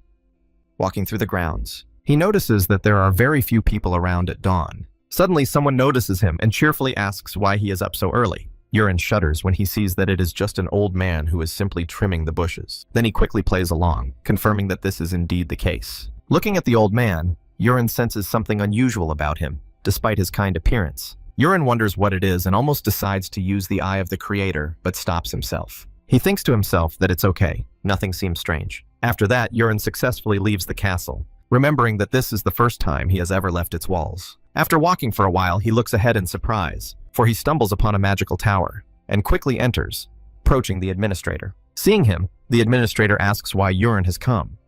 Urin explains that he wants to use the teleport. The administrator immediately jumps up in surprise and asks if Urin has used the teleport before. Urin replies that this is his first time. The administrator then informs him that they will have to create a trajectory specifically for him. Hearing this, Urin remembers that he entered the trajectory system in the same way as in airlines. The administrator then asks Urin about his destination, to which Urin replies that it is Az Castle. The administrator comments that it is quite far away and begins the process. After calculating the cost, the administrator informs Urin that it will cost 50 gold coins. Urin needs to pay and also sign a ticket for use. As expected, the teleport will be expensive. That is why Urin borrowed money from Peru. Urin fills out the form using the fictitious name Polion, which he once used when playing online games. After checking the documents, the administrator tells Urin to follow him and leads him to the rooms upstairs. The administrator instructs Urin to enter the room and tells him that he will know he has arrived when he hears a knock. Urin goes inside, amazed by the teleportation chamber. Suddenly, the tower is shaken by a flash of lightning, and in the next moment, Urin hears a knock on the door. This is a signal that he has arrived at his destination. Urin is shocked at how quickly this happened. A man with blonde hair greets him and welcomes him to Castle S. Nervous, Urin comments that he didn't feel a thing and is already here. The brown-haired man smiles and explains that a comfortable warp experience is the pride of their magic tower. Hearing this, Urin wonders if he accidentally installed the warp experience instead of the driving experience. The man then shows Urin the exit, wishing him a pleasant journey and inviting him to use their services again. Urin exits the magic tower and immediately notices the Western-style buildings, which are completely different from those of Marquis Castle. Since Castle S is located in the western region, the architecture differs in form and style. Not only that, but Urin also notices that the roads are filled with crowds of people. After looking around, Urin decides that his first priority is to find the blacksmith's alley. He begins asking passersby for directions. After receiving directions, Urin sets off on his search, but no matter how hard he searches, he cannot find the unicorn blacksmith. He looks up and sees that it is already getting dark. So Urin decides to check one last alley. Climbing the stairs, he notices a blacksmith at work. With his huge hammer, he was already making some kind of new sword to order. The black-haired man looks up and asks if Urin is a customer. The blacksmith asks what the main character wants to order from him. Urin replies that he wants to ask something and inquires if there is a local smithy called the Unicorn Smithy. Upon hearing the name of the shop, the black-haired man tells Urin that such a shop does not yet exist. Urin is shocked, wondering if he made a mistake, and grabs his head. But then the man admits that he was actually planning to use the name Unicorn Forge for his shop in the near future. Hearing his words, Urin immediately uses the creator's eye skill on the black-haired man and checks his status window. The man's name is Jiranox, and his traits include the creation of magical weapons and a kinship with fire at level 3, as well as concentration and accuracy at level 2. His affinity for Urin is 14 points, which Urin finds interesting. Seeing his characteristics, Urin rejoices, thinking he has found the right person. He asks Jiranox if he can take a look at the weapons he sells in his shop. Jiranox agrees and invites Urin to come with him to take a look. Urin walks around examining the weapons, and then asks Jiranox how his business is going. Hearing this, Jiranox smiles awkwardly and explains that his shop is in a corner, and since his skills are still lacking, customers usually just look around and leave without buying anything. Because of this, he doesn't know how much longer he can hold out. Urin finds this very strange because the weapons he sees are no joke.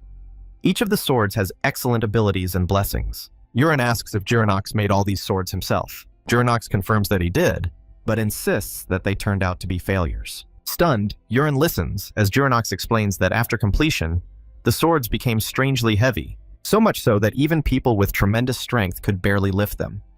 As a result, no one bought them. Urin, however, knows the real problem. Only unworthy people tried to wield these swords. If someone qualified had taken them, the swords would have lent him their power. Realizing that Jiranox does not yet understand his own value, Urin happily tells him that he will buy 2 swords.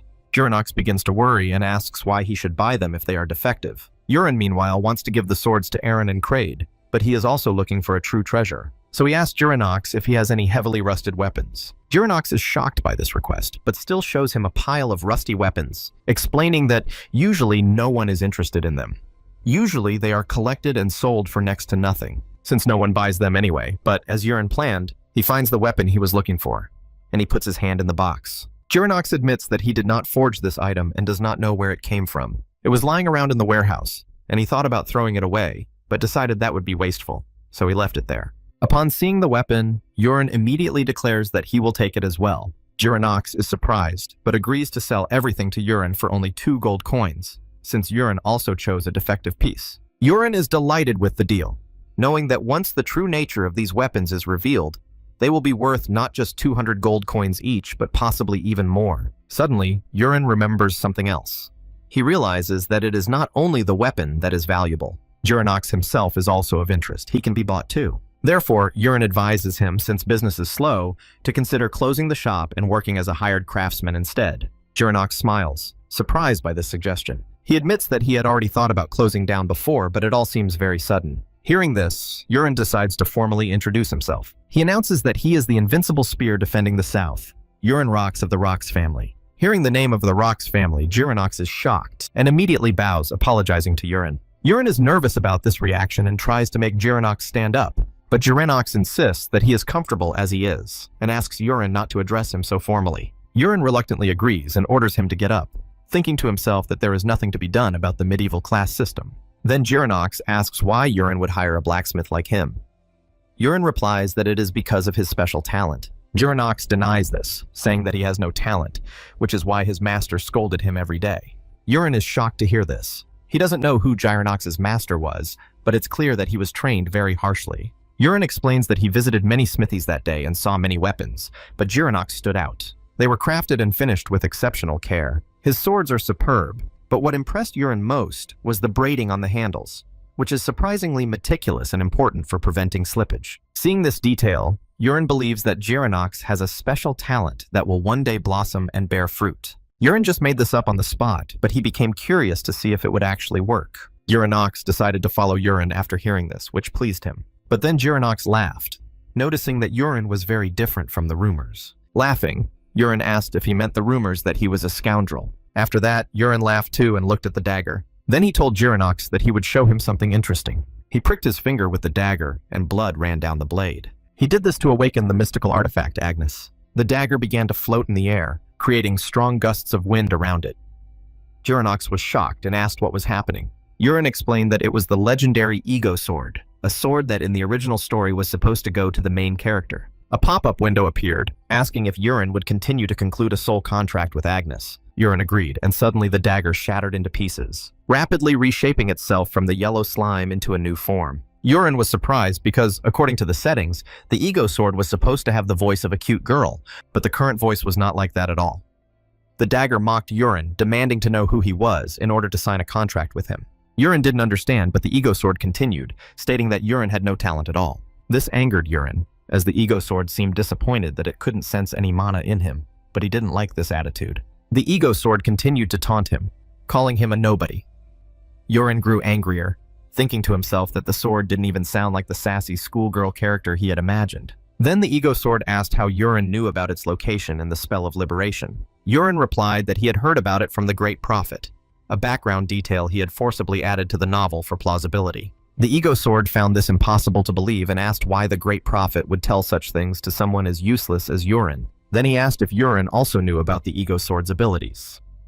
Urin grinned and replied that he already knew everything, since he was the one who had created this setting from the very beginning. Agnes could be divided into two parts. One was the main body, and the other was a secondary body that functioned as a free-form weapon. Each part could transform into any type of weapon the owner could imagine. In the original story, the main character used it as both a sword and a shield. Even if the secondary weapon was lost, it always returned to the main body. The Ego Sword realized that Urin really knew about its abilities, but began to tease him again, saying that he would never be able to use them, since it could only be wielded with mana. The sword told him to give up. Urin, fed up, snapped back that the sword was too noisy. He pointed his finger at the Ego Sword, forcing it to obey. Urin decided to carry it in its transformed state as a ring. Being attached to Urin, the Ego Sword suddenly felt a strange warmth. This assured Urin that martial arts energy could also work instead of mana for the Ego Sword. Turning to Jirenox, Urin asked how long it would take him to settle his affairs. Jirenox replied that he could do it in just 2 days. Upon hearing this, Urin instructed him to meet at noon 2 days later in front of Central Park at Castle AS. Later, as Urin was walking down the street, he was noticed by Ilya, who asked why Urin was at Castle AS. Urin wonders why Ilya is there, but suddenly feels that the situation in front of Central Park seems strangely familiar, and wonders if it is what he thinks it is. Ilya, riding her horse, notices Urin and stops to talk to him. Urin feels that this moment mirrors the scene where the original protagonist first meets Ilya. Ilya continues to call out to Urin, but when he doesn't respond, she raises her voice to get his attention. Urin quickly apologizes, reflecting on how the course of history has changed. Ilya dismounts from her horse and asks why Urin is here. Urin replies that he has come to find a blacksmith. Ilya does not understand, pointing out that the Rox family already has many blacksmiths. Urin agrees, but explains that he wants to use the services of his own personal blacksmith. Ilya smiles, saying she would have helped him if he had told her in advance. Urin continues, saying that everything is fine, as he has already found someone good, and then points to Jirenox, who arrives after gathering his things. Jirenox hurries to the meeting place and asks how long Urin has been waiting. Urin replies that he arrived just in time and introduces him to Ilya, his fiancée. While they are talking, one of the knights addresses Ilya as captain, reminding her that they need to leave, but also asks about Urin's identity.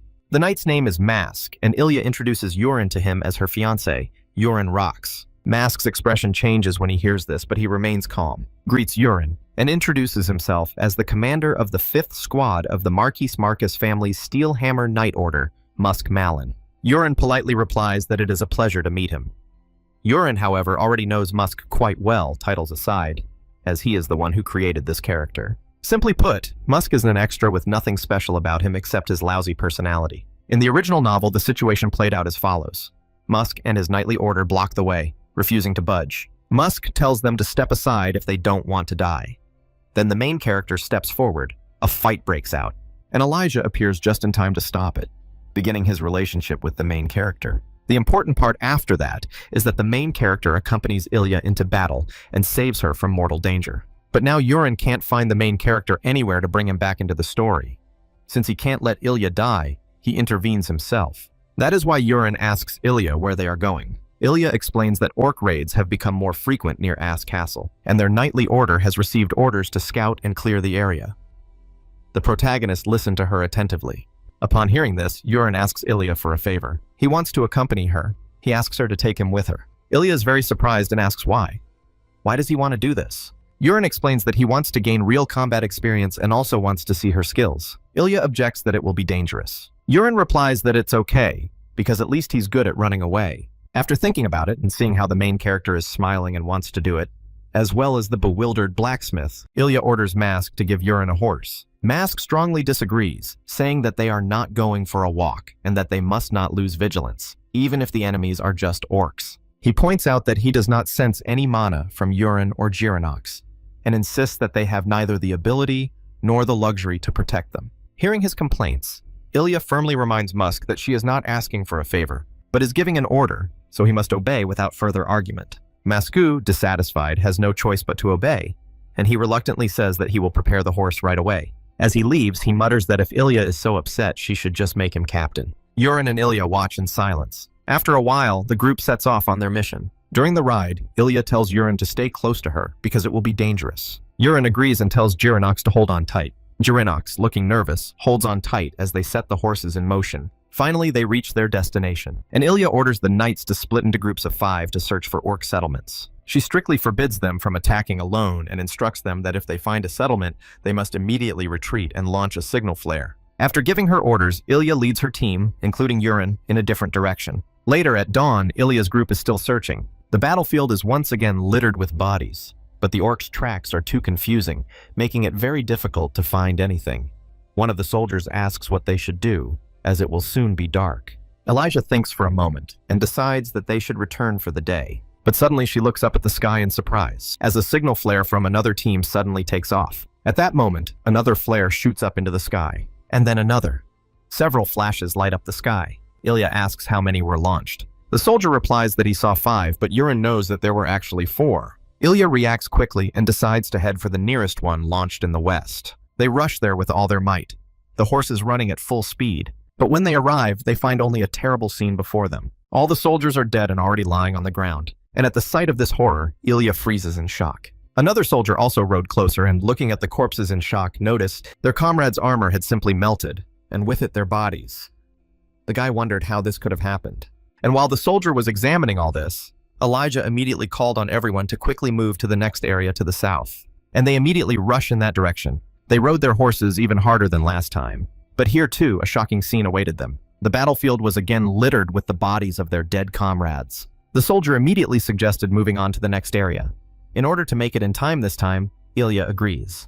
But Yurin loudly objects, insisting that they should not move right now. Ilya asked Yurin why he objected, and he explains that the orcs in this area are scattered, and the soldiers have killed them one by one.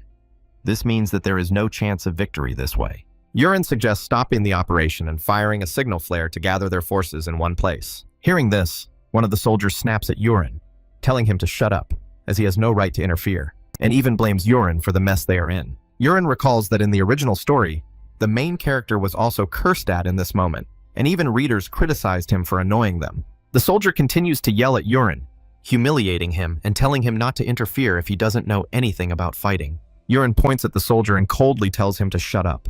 The soldier is shocked and suddenly falls off his horse, writhing in pain. Ilya does not understand the situation and looks at Urin's face. Urin, visibly angry, tells the soldier to know his place. The excruciating pain subdues the soldier and he begins to beg. Urin orders him to just watch silently. Then Urin turns his attention back to Ilya. In the original story, Ilya did not listen to the main character and insisted on her opinion.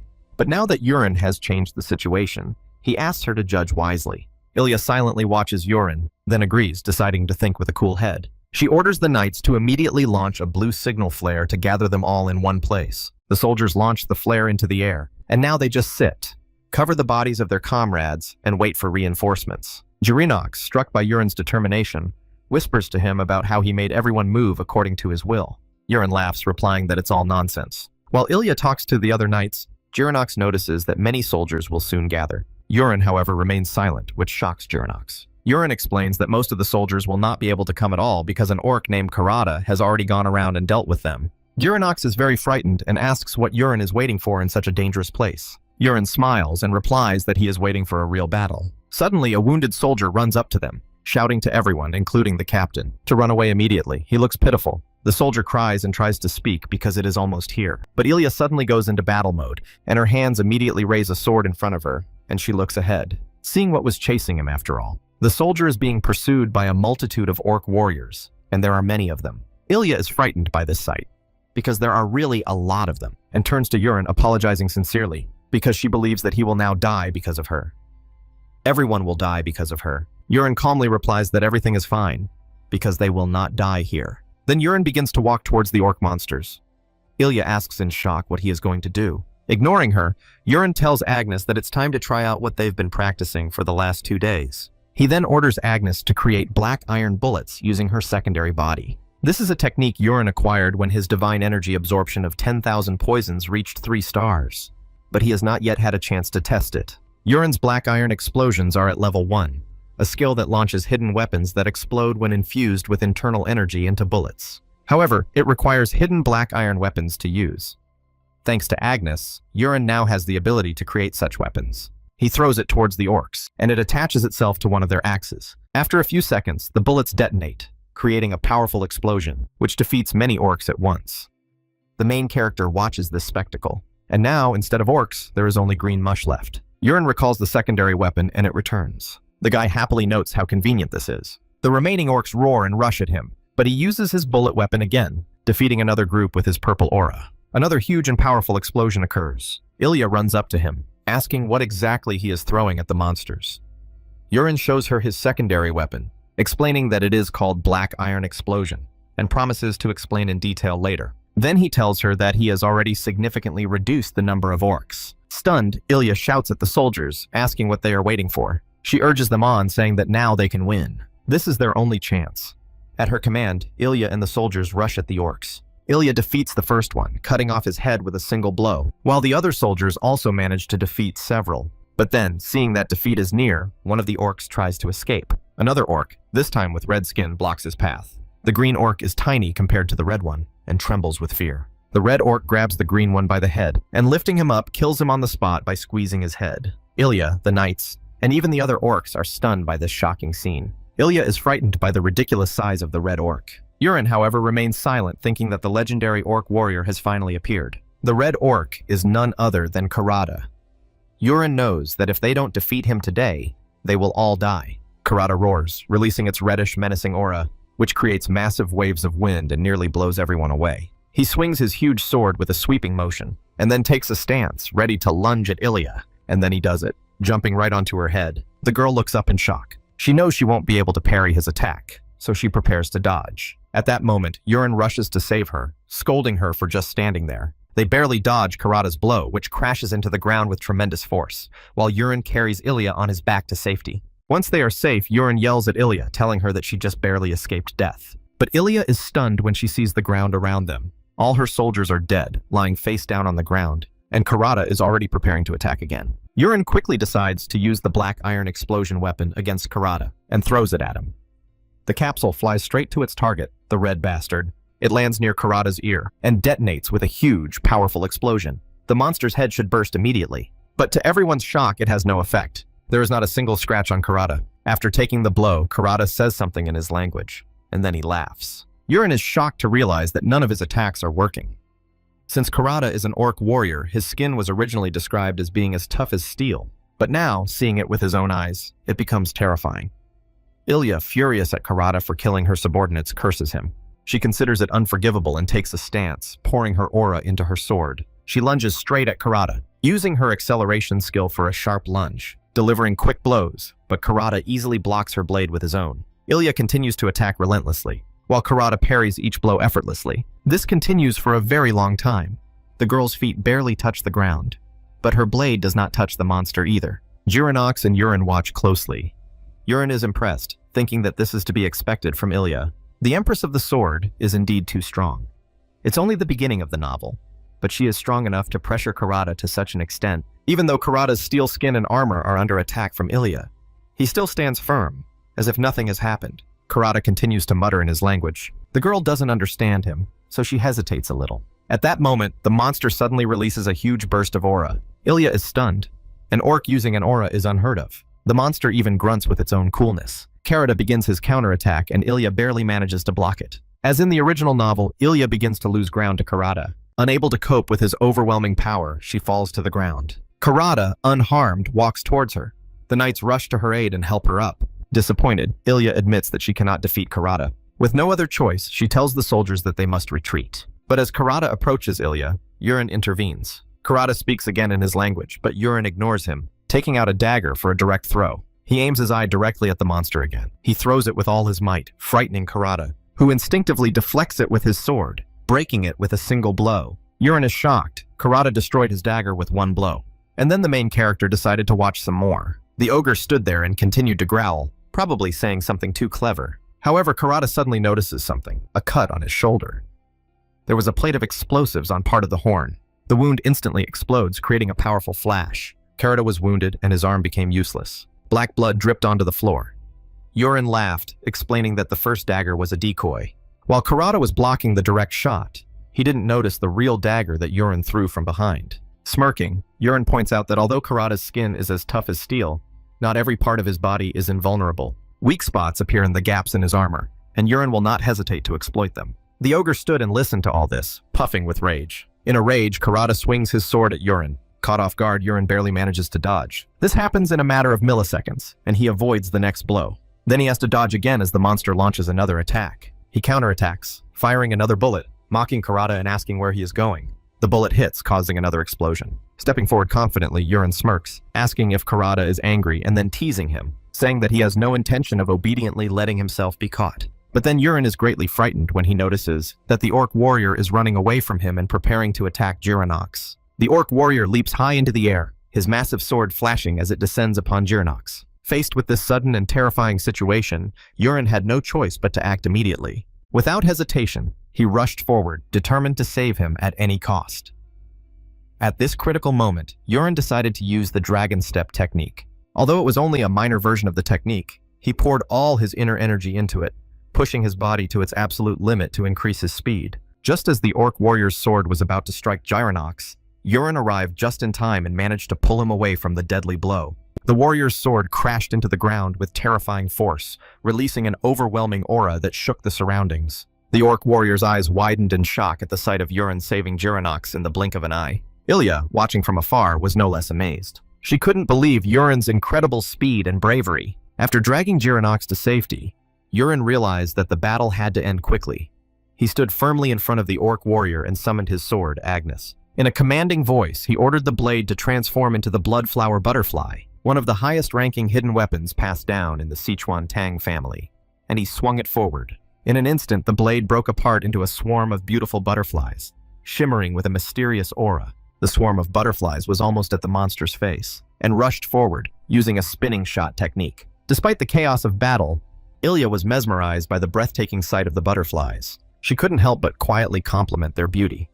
The orc warrior, however, reacted differently. Instinctive fear gripped his heart, and he began to wave his arms. And then he swung his weapon desperately, chopping at the butterflies with frenzied speed. But his efforts were in vain. He couldn't kill them all. One of the butterflies landed right on his chest, glowing with an intense white light. The orc warrior let out a terrified roar just before the butterfly exploded. The explosion knocked the orc warrior down. Both Ilya and Urin were shocked by the destructive power of the hidden weapon. Urin expected the bloodflower butterfly to be powerful, but he didn't know that it could pierce the monster through and through. He also did not expect it to completely destroy the orc warriors with a single blow.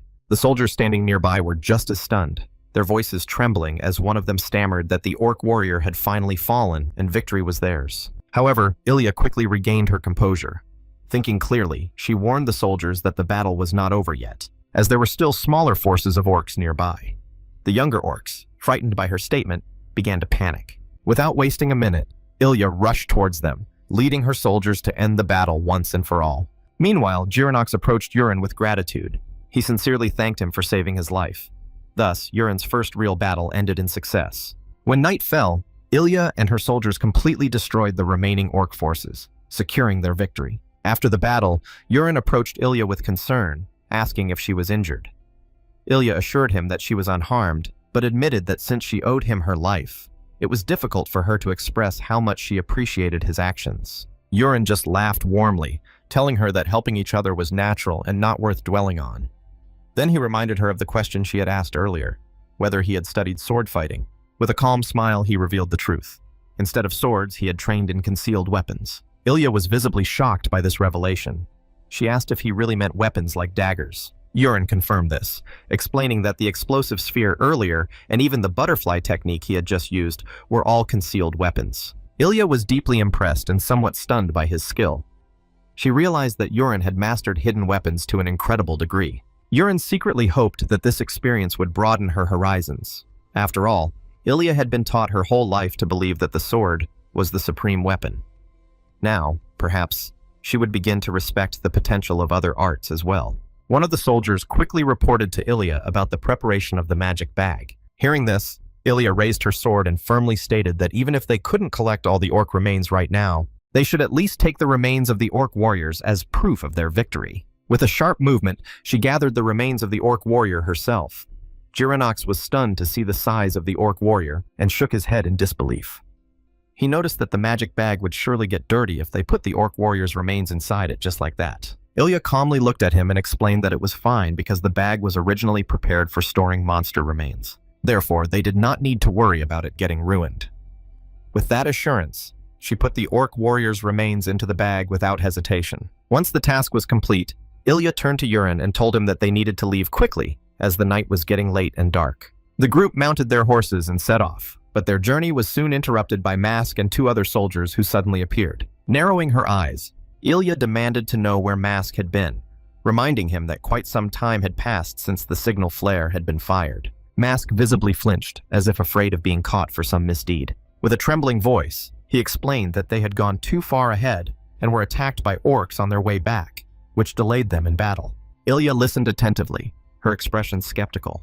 She found his words suspicious and pressed him further, asking why only 2 soldiers had returned with him if his story was true. Mask quickly replied that the other soldiers had been killed because the orcs were much stronger than expected. Unconvinced, Ilya demanded to see the bodies of the fallen soldiers and ordered Mask to take her to the battlefield. Mask's face faltered, and he nervously tried to convince her not to go, claiming that it was too late and that they could check the site tomorrow. But Ilya's voice rose sharply with authority as she shouted that he would take her there immediately. With that, Musk let out a long, heavy sigh and stepped closer to Ilya, pretending to describe the location. However, in an instant, he drew his sword and struck her with a sudden blow. Ilya was caught off guard, her eyes widening in shock at the betrayal. But before the blade could reach her, Urin reacted with lightning speed.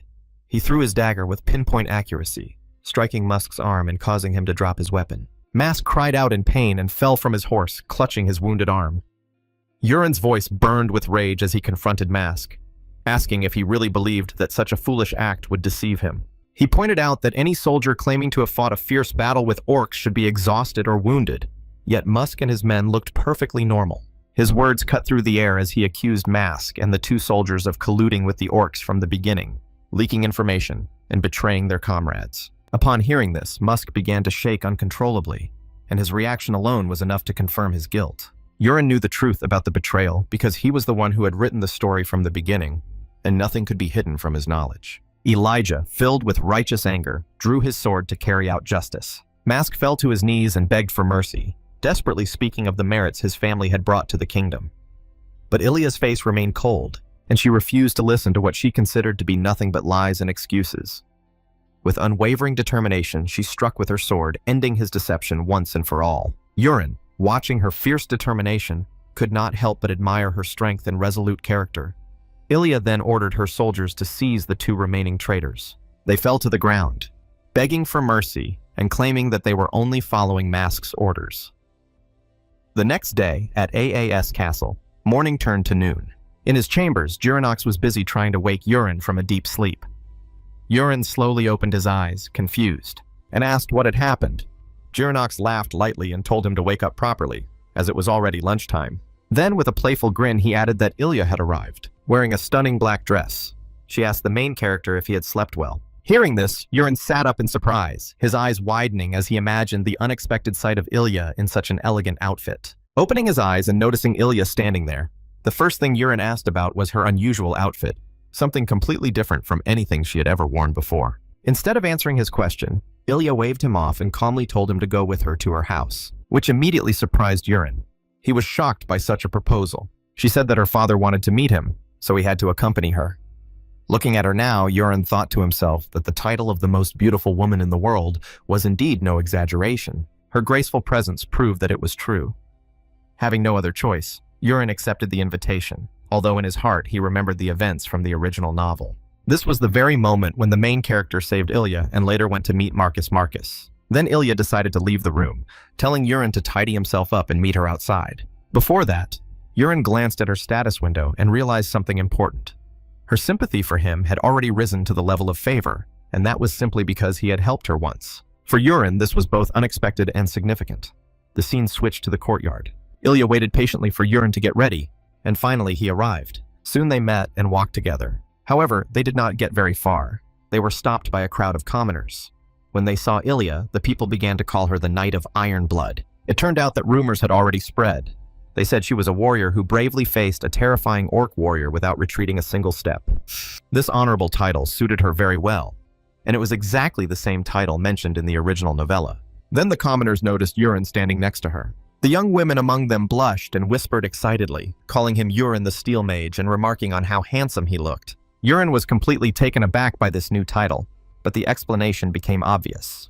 After hearing the testimonies of the surviving soldiers, people began to spread stories. Since the soldiers had seen Yurin wielding steel attacks, they assumed he was some kind of mage capable of controlling steel. Ilya, with a faint blush on her cheeks, turned to Yurin and repeated once again that she was deeply grateful to him for saving her life not once, but twice. Yurin felt a rush of happiness at her words and warmly replied that protecting her was only natural. Ilya went on to explain that earlier that morning, she had led the soldiers back into the forest to retrieve the remains they had left behind. When they arrived at the battlefield, the scene was far more devastating than she had imagined. The gruesome sight shocked her. At that moment, she realized with absolute certainty that if Yurina had not been there yesterday, she too would have died. Yurin listened silently to her confession, saying nothing, but the weight of her words sank deep into him. Ilya, however, did not allow despair to overcome her. As she continued walking, she firmly resolved in her heart to train harder than ever before and grow into a warrior who would stand above all others.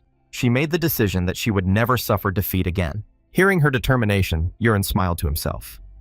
He knew that this was the turning point when she would finally blossom into her true talent, ultimately becoming a powerful warrior worthy of the legendary Sword Emperor. Soon, they went outside. Ilya informed them that although the Marcus family estate was not far from the castle, her father had nevertheless arranged a warp circle to transport them in comfort. The three of them stepped into the circle, where the mages began to chant spells. In the next moment, the landscape around them changed, and they found themselves in front of a grand estate.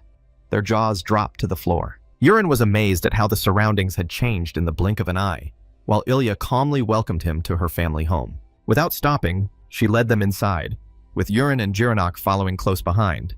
Yurin, however, felt a strange sensation in his body and realized that he might be experiencing what was once described in the Magic Tower as warp sickness. Meanwhile, Jiranok could hardly contain his amazement at the immense beauty of the Marcus estate. With his eyes wide open, he even asked Yurin if he also lived in such a magnificent mansion as this one. Yurin tried to maintain his composure, reminding himself that he would soon be officially welcomed and seated at the table, just like the original protagonist in the novella. In Tyrion, he ate only simple soup every day, but today he was sure that he would finally taste noble food worthy of royalty. When they entered the grand dining room, Ilya's father was already waiting. With an authoritative look, he addressed Yurin, ordering him to come closer. Yurin respectfully stepped forward and prepared to greet him, but Ilya's father simply waved his hand, saying that such formalities were unnecessary, and asked Yurin to sit down comfortably. Yurin modestly took his place at the dining table, maintaining his composure in front of Ilya's father. Marquis Marcus began by expressing his gratitude, saying that first and foremost, even before being Yurin's future father-in-law, he was immensely grateful as Ilya's father. He sincerely appreciated Yurin for saving his daughter's life. Yurin responded politely, modestly stating that it was no trouble and that protecting Ilya was simply what he naturally had to do. Shortly thereafter, the head chef arrived, carefully carrying the dish and placing it in front of Yurin. At first, Yurin's eyes lit up with anticipation, and he almost drooled as he eagerly wondered what exquisite dish they had prepared for him. However, to his surprise, the food turned out to be nothing more than the traditional Tyrian soup of the Marcus family. Although it was slightly different from the Rox family's version, the Marcus family had their own secret recipe that made the soup richer and more flavorful. Still, Yurin's excitement quickly faded. He sighed inwardly, feeling disappointed to see the same soup in front of him again. Marquis Marcus, however, seemed very proud of this dish. He began to talk at length about tradition, explaining that, like the Rox family, the Marcus family also had a custom of eating Tyrian soup after battles. He insisted that Yurin eat well, treating it as both food and an honor. Left with no choice, Yurin picked up a spoon and began to eat. As the meal continued, Marcus suddenly decided to get straight to the point. He looked at Yurin and asked him directly when he intended to marry Ilya. Yurin was taken aback by the bold question and nearly choked on his soup. Marcus continued to press, saying directly that Yurin was about to marry his daughter, leaving no room for hesitation. Ilya's cheeks instantly turned bright red, and she lowered her gaze, clearly excited and embarrassed by her father's words. Yurin, however, quickly realized that Marcus was testing him. From what he remembered, Marcus's sympathy for him was initially at -10, and the fact that it had risen even slightly had to mean that something significant had changed compared to the events of the original novel. Deciding to give a bold answer, Yurin declared that he wanted to marry Ilya right now. His words made Ilya blush even more, her heart pounding at his sudden confidence. But Yurin quickly continued, clarifying that he had not yet become the official heir to his family and was still viewed coldly because of his past life as a scoundrel. With determination in his voice, Yurin firmly stated that he would change himself and grow into a man truly worthy of Ilya. Only when he officially became the heir would he take her hand in marriage. Ilya was clearly impressed by his determination, her eyes softening with admiration. However, her father was not yet convinced. Marcus asked directly whether it was even possible for Yurin to become the heir, given that his brother was known as a genius. He pressed further, asking if Yurin truly believed he could surpass his brothers and take the position of heir. Without the slightest hesitation, Yurin looked him straight in the eye and replied with complete confidence that he could and would do so. Marcus's stern expression slowly melted into a smile. He admitted that he was impressed by Yurin's changes and praised his determination. At that moment, Marcus decided that he would support Yurin's growth and future. After that, Marcus changed the subject, informing Yurin that his father had already been contacted. This revelation shocked Yurin. Marcus explained that news of the events had already reached the Rox family through connection magic, as someone had passed on the story. Yurin asked curiously what exactly his father had said. Marcus replied that Marquis Rox wanted to talk to him directly through the magic of connection and requested a conversation later. He added that as soon as the meal was over, he would personally escort Yurin to the communication room so that he could contact his father. Grateful for this, Yurin thanked him, although he noticed that Ilya was quietly sulking beside him for reasons he couldn't quite understand. In any case, it seemed that he had managed to make a favorable impression on Marcus. Later that day, Yurin was escorted to the communication room. There, a wizard like one from Harry Potter was already casting a spell and summoning the main character's father. The magic circle lit up, and suddenly he found himself face to face with his father through a live projection. It strangely resembled a modern video call, as if a beam of magic was projecting his father's image into the room. His father's expression, however, was filled with anger. Yurin, stunned, quickly apologized, trying to calm his father's rage. The Marquis immediately began to scold him harshly, his voice echoing like thunder. And yet, beneath his anger, the Marquis's concern was evident. After his initial curses, he suddenly asked if Yurin was injured anywhere. Yurin assured him that he was perfectly fine. Then came the question that mattered most. His father asked if it was true that Yurin had saved Ilya and killed the orc warrior. Yurin nervously admitted that it was true, but downplayed his actions, saying that he had just been lucky and that it had all happened by chance. His father, after a long pause, decided not to press for details. He said he would hear the full story when Urin returned. Finally, the Marquis asked when Urin planned to return. Urin replied that he would return the day after tomorrow. Upon hearing this, his father gave his son one last order. Urin must take his brother with him when he returns. Urin was shocked to hear this. After talking with his father, Urin spends a joyful evening with Ilya and her father, who is taken aback to learn that Urin is leaving tomorrow. Ilya's father, surprised but pleased with the meeting, invites Urin to stay for a few more days, since so much time has passed since their last meeting. Urin smiles politely and replies that he sincerely appreciates the offer, but his father has given him an important task that he must complete without delay. Hearing this, Ilya's father offers to give Urin the magic of warp to make his journey more comfortable and less time-consuming. However, Urin gently declines, explaining that he is still in the process of growing, when he must strengthen himself through continuous training, and that dependence on warp magic would only hold him back. Impressed by Urin's determination, Ilya's father laughs warmly and praises his attitude, commenting that Urin has truly grown into a fine young man. He expresses his excitement about how much stronger Urin will become in the future. Urin, slightly embarrassed by the praise, glances at Ilya, thanking her father for his kind words. To his surprise, Ilya also smiles upon hearing his response, which makes Urin wonder why she is smiling so brightly. He suspects that perhaps this time she liked his confident answer. But in fact, there is another reason why Urin refuses to use the Marcus family's warp magic. Leaving the mansion, Urin sets off with Girinox ready to begin his next journey. However, when they start moving in a different direction, Girinox becomes confused and asks why they are not going towards the capital.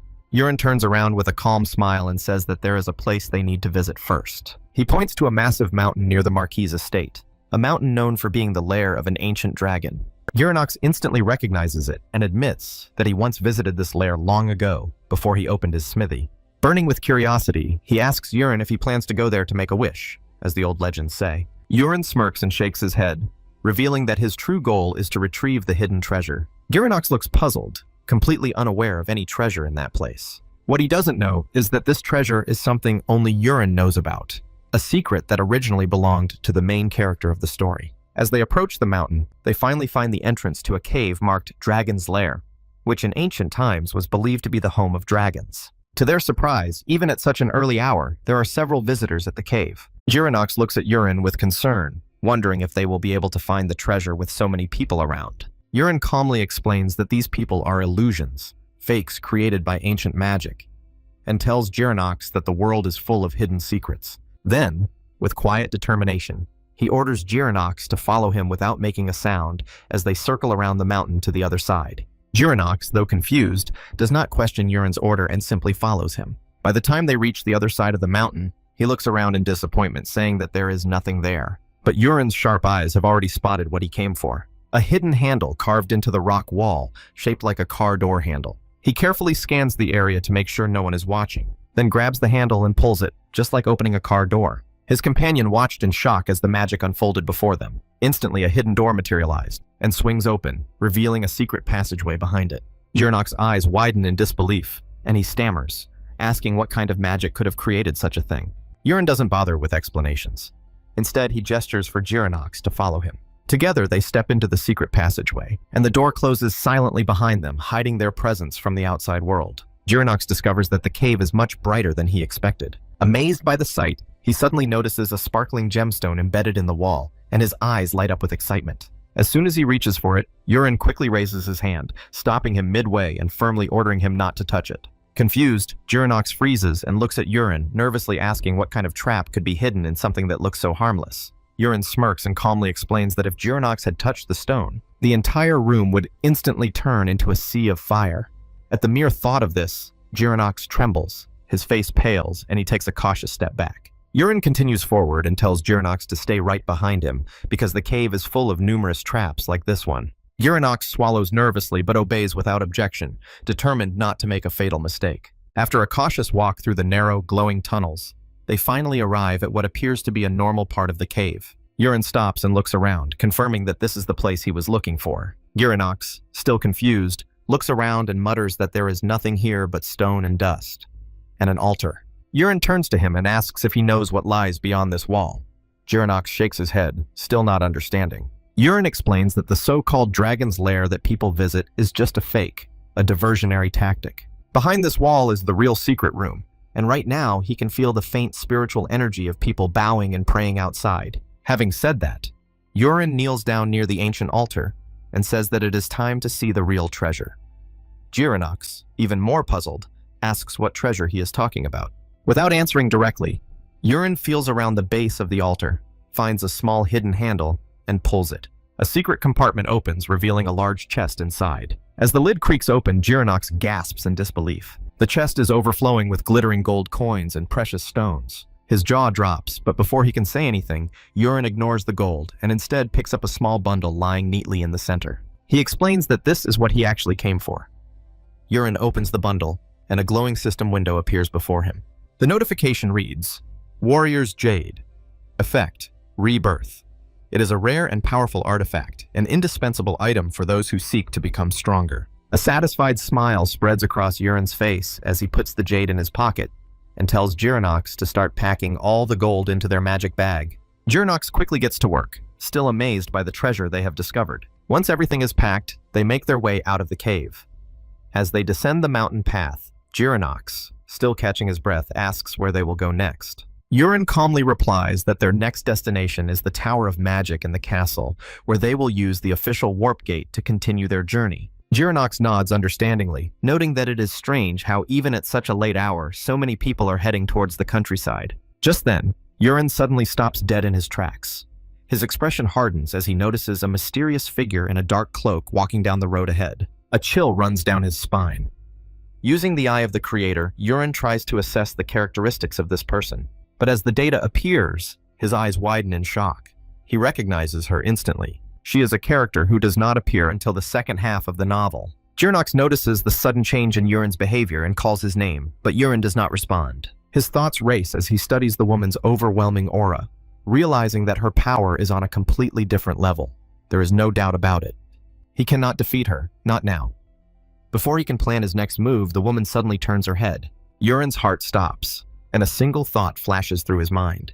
He needs to get out of there as quickly as possible. Urin tells Girinox to hurry down to the castle, urging him on because he is hungry. Girinox, confused by Urin's sudden change in tone, hurries after him and insists that they walk together. Meanwhile, the mysterious woman in the cloak, walking ahead, suddenly stops and looks back at Urin. Then the scene shifts to Urin's hotel room, closer to the window of his room, where he sits on his bed, deep in thought. Something about this woman he saw earlier doesn't make sense to him. Her appearance should not have happened. Not now, not so soon. She is a character who should only appear in the second half of the story. And yet she was there, at the dragon's lair, in a place where she had no reason to be at that moment in time. Urin tries to make sense of it, wondering if her appearance means that something has shifted in the chronology of the story. According to his knowledge, this woman's search for the treasures of the Divine Dragon's Cave should take place much later. The fact that it is already happening makes Urin feel uneasy, as if the course of events is subtly changing beyond his control. He also realizes that he doesn't know what the original protagonist is doing or where he has gone. Now everything seems uncertain. For now, Urin decides to focus on what he can control. He takes the warrior's jade and, without hesitation, decides to use it immediately instead of saving it for later. The moment he swallows it, a strong heat rushes through his body. Deciding to endure the pain, Urin sits cross-legged and begins to circulate his energy, entering into deep cultivation. Moments later, a system notification appears before him. Your body is undergoing a transformation, adapting to a stronger form. Urin continues to cultivate until his energy stabilizes. When he finally opens his eyes, another notification pops up, informing him that he has successfully attained the heavenly battle body. This legendary physique, often mentioned in martial arts novels, is the strongest physical trait blessed by the heavens themselves. Whether wielding a sword or striking with his fists, the heavenly battle body can copy and master any technique after seeing it just once. Urin stands up, and a wave of power flows through him. At that moment, the door swings open and Girinox enters, calling Urin's name. Urin calmly gives him permission to enter. Girinox, cheerful as always, asks if Urin is awake and offers to make breakfast, but suddenly stops mid-sentence, and his eyes widen in shock. Pointing at Urin, he exclaims that Urin looks noticeably taller than before. Urin blinks in confusion and tries to laugh it off, insisting that it must be Girinox's imagination. But Girinox shakes his head and confidently replies that, as a blacksmith, he can accurately measure sizes just by looking. He gestures with his hand, saying that yesterday Urin was definitely about 178 centimeters tall, and now he is 182. Urin is nervous for a moment, realizing that Girinox's keen observation is no joke. He laughs awkwardly, praising Jiranok's attention to detail, but then brushes it off, thinking that it's probably for the best. After all, it's the advantage of obtaining the heavenly battle body. Feeling satisfied with his new form, Yurin gets ready, and together they head for the Tower of Magic. Upon arrival, they meet the tower administrator. The man greets them politely and asks how he can help. Yurin replies that they would like to use the warp service. The administrator asks them their destination. But when Yurin says that they are heading to the capital, the man's expression immediately turns to stone. He explains that travel to the capital is currently restricted. Yurin, taken aback, asks why, and the administrator clarifies that the restriction exists because of potential threats to the royal family. Consequently, only those with special status or permission are allowed inside. Yurin frowns, realizing how complicated aristocratic politics can be. Then, deciding to deal with this directly, he reveals his true identity to the administrator. In a calm tone, he introduces himself as Yurin Rox, the eldest son of the Marquis Rox family, and points to his companion, saying that Jiranok is his personal blacksmith. The entire room falls silent for a moment. The tower employees stare at Yurin in shock before beginning to whisper among themselves. One of them finally speaks up, confirming with disbelief that this is the Steel Mage, Lord Yurin himself. Yurin smiles modestly and nods, saying that it is true. The workers are clearly amazed, and one of them eagerly asks if it is true that he can continuously throw iron balls that explode on impact. The group surrounding Yurin becomes increasingly curious, asking him detailed questions about the formula he used to create his magic, and how he was able to target his shots so accurately. Yurin finds himself completely surrounded by magicians. Before the situation escalates further, an elderly man steps forward, tapping his staff firmly on the ground and orders everyone to stop. In the blink of an eye, Yurin and Jiranok find themselves transported to a completely different room. They both look around in surprise, unable to understand how they were transported so suddenly. The old man standing before them bows politely and apologizes for his students' behavior, explaining that they can be overly enthusiastic when meeting talented magicians. Still digesting what has just happened, Yurin respectfully asks the old man's name. The man smiles kindly and introduces himself as Yubian, head of the Castle Magic Tower Council. Yurin's eyes widen in shock when he hears this name. The great mage Yubian. He remembers creating this character himself when he designed this world. In Yurin's writings, Yubian appears to be a gentle, wise old man on the surface, a kind grandfather figure admired by his peers. However, when enraged, his true nature is terrifying, a ruthless killer who quietly eliminates anyone who displeases him, leaving no trace behind. Yurin realizes that Yubian should never have appeared so early. In fact, he wrote this character as a background figure for fun and never actually included him in the main storyline. And yet here he is, standing right in front of him in reality. Yurin can't help but feel that his luck has taken a strange turn lately, first the mysterious woman, and now one of the most dangerous men in his world. Yubian gives Yurin a gentle smile, saying that he will personally transport him to the capital from this ward. Grateful, Yurin bows and thanks him. When Yubian begins to prepare a warp spell, he suddenly pauses and turns to Yurin with a curious expression on his face. For some reason, he says, he has a feeling that they will meet Lord Yurin again soon. A chill runs down Yurin's spine at these words. He forces a smile and replies politely, yes, perhaps. Though in his mind, he hopes that such a meeting will never happen again. Moments later, the warp is activated. When they arrive into the capital, the warp tower employee warmly welcomes them, instructing them to exit the warp chamber and welcoming them to the tower. Jiranok immediately looks around, his eyes widening with excitement as he takes in the sight of the magnificent city. The streets are filled with nobles dressed in elegant clothes. Jiranok asks, why are all these buildings so fancy? Even the people look like they've stepped out of a royal painting. Yurin smiles lightly and tells Jiranok to buy himself some new clothes with the money he gave him. The blacksmith politely refuses, noting that the main character is also dressed quite simply. Continuing on their way, they finally reach the Knight Academy, one of the most prestigious institutions in the kingdom. Jiranok can't stop staring at the grandiose architecture. When they reach the entrance, a couple of guards in armor step forward, blocking their way. What business do you have here? One of the guards asks sternly. Yurin explains that he is here to request a visit, so the guards ask him for his full name and the name of the student he wishes to meet. Yurin introduces himself as Yurin Rox, the eldest son of the Marquis Rox family, and tells them he is looking for his younger brother, Colin Rox. Upon hearing his name, someone approaches them. At that moment, a tall, silver-haired student standing nearby, clearly also from a noble family, turns his head in surprise upon hearing Yurin's name. His sharp features and posture suggest that he may be from the family of the Northern Duke Elian. Wait, says the young man, coming closer. He asks if he is the same Urim who defeated the orc warrior. Urim blinks in slight confusion, realizing that the rumors have already reached the capital. He did not expect the news to spread so quickly. The silver-haired man studies him closely and continues with a slight smirk. He asks, "Is it true that the main character is strong, isn't it?" Urim's expression hardens as irritation flashes across his face. The silver-haired man addresses him informally, without a shred of respect, despite the fact that this is their first meeting. The guy looks a little puzzled, not understanding why Urim's gaze has suddenly turned cold. Pulling himself together, Urim forces a polite smile and replies that it's nothing, and that his interlocutor is simply too kind. Then, maintaining a modest but firm tone, he asks the man's name. The young man smiles confidently and introduces himself as Karek Ilian, the second son of the Duke of Ilian. He also mentions, almost casually, that he is a close friend of Colin Rox, Urim's younger brother. Urim nods slowly, thinking that everything is exactly as he expected. Someone with such arrogance could only be from the Ilian family. Karek smiles again and gestures for Urim to follow him, saying that he will personally take him to where Colin is. Although Urim dislikes this guy's smug attitude and the slight tension in his voice, he decides to play along for now and follows him. Before entering the academy grounds, Urim turns around and orders Urinox to wait outside until he returns. As they walk through the academy's majestic corridors, Karek glances at Urim and strikes up a conversation about the rumors circulating in the capital. He mentions that he heard how Urim defeated an orc warrior alongside Ilya.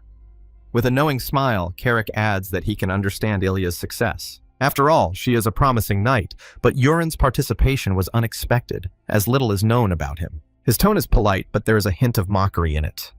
Then Karek asks directly if Urim really uses magic.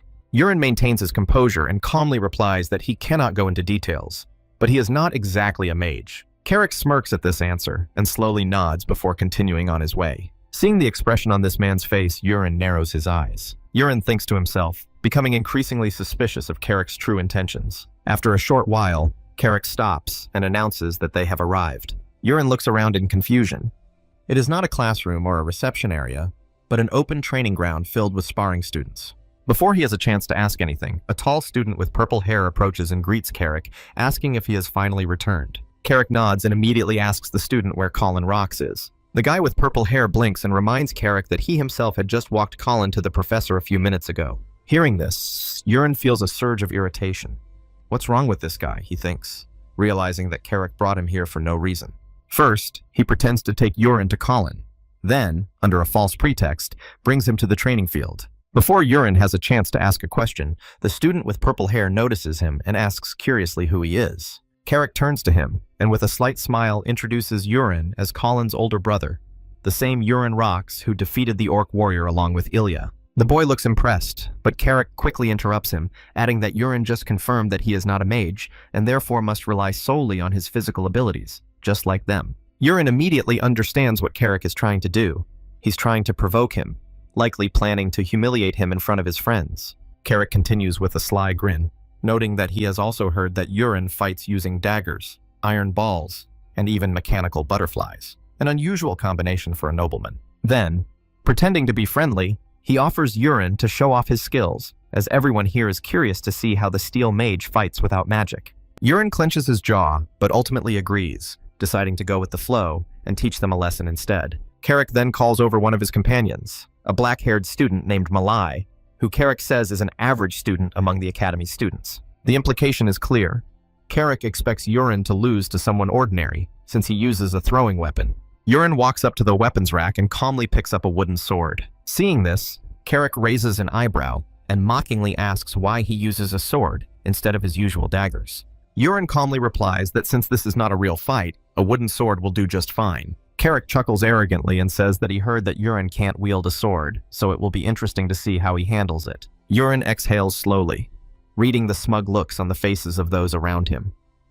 It's obvious to him that these noble elites have been looking down on him ever since, when they heard he uses unconventional weapons like daggers. But Urim simply grips his sword tighter, his gaze cold and focused. Let them underestimate me, he thinks. Their surprise will be all the greater. Now Urim decides it's time to test the full potential of his heavenly martial body. The students quickly prepare the arena, and the duel begins.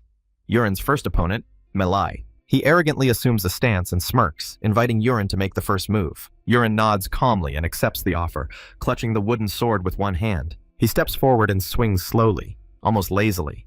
Malay, seeing this sluggish movement, snorts to himself. To him, it looks like an amateur's attack, slow, predictable, and easy to block. He confidently raises his sword to defend himself.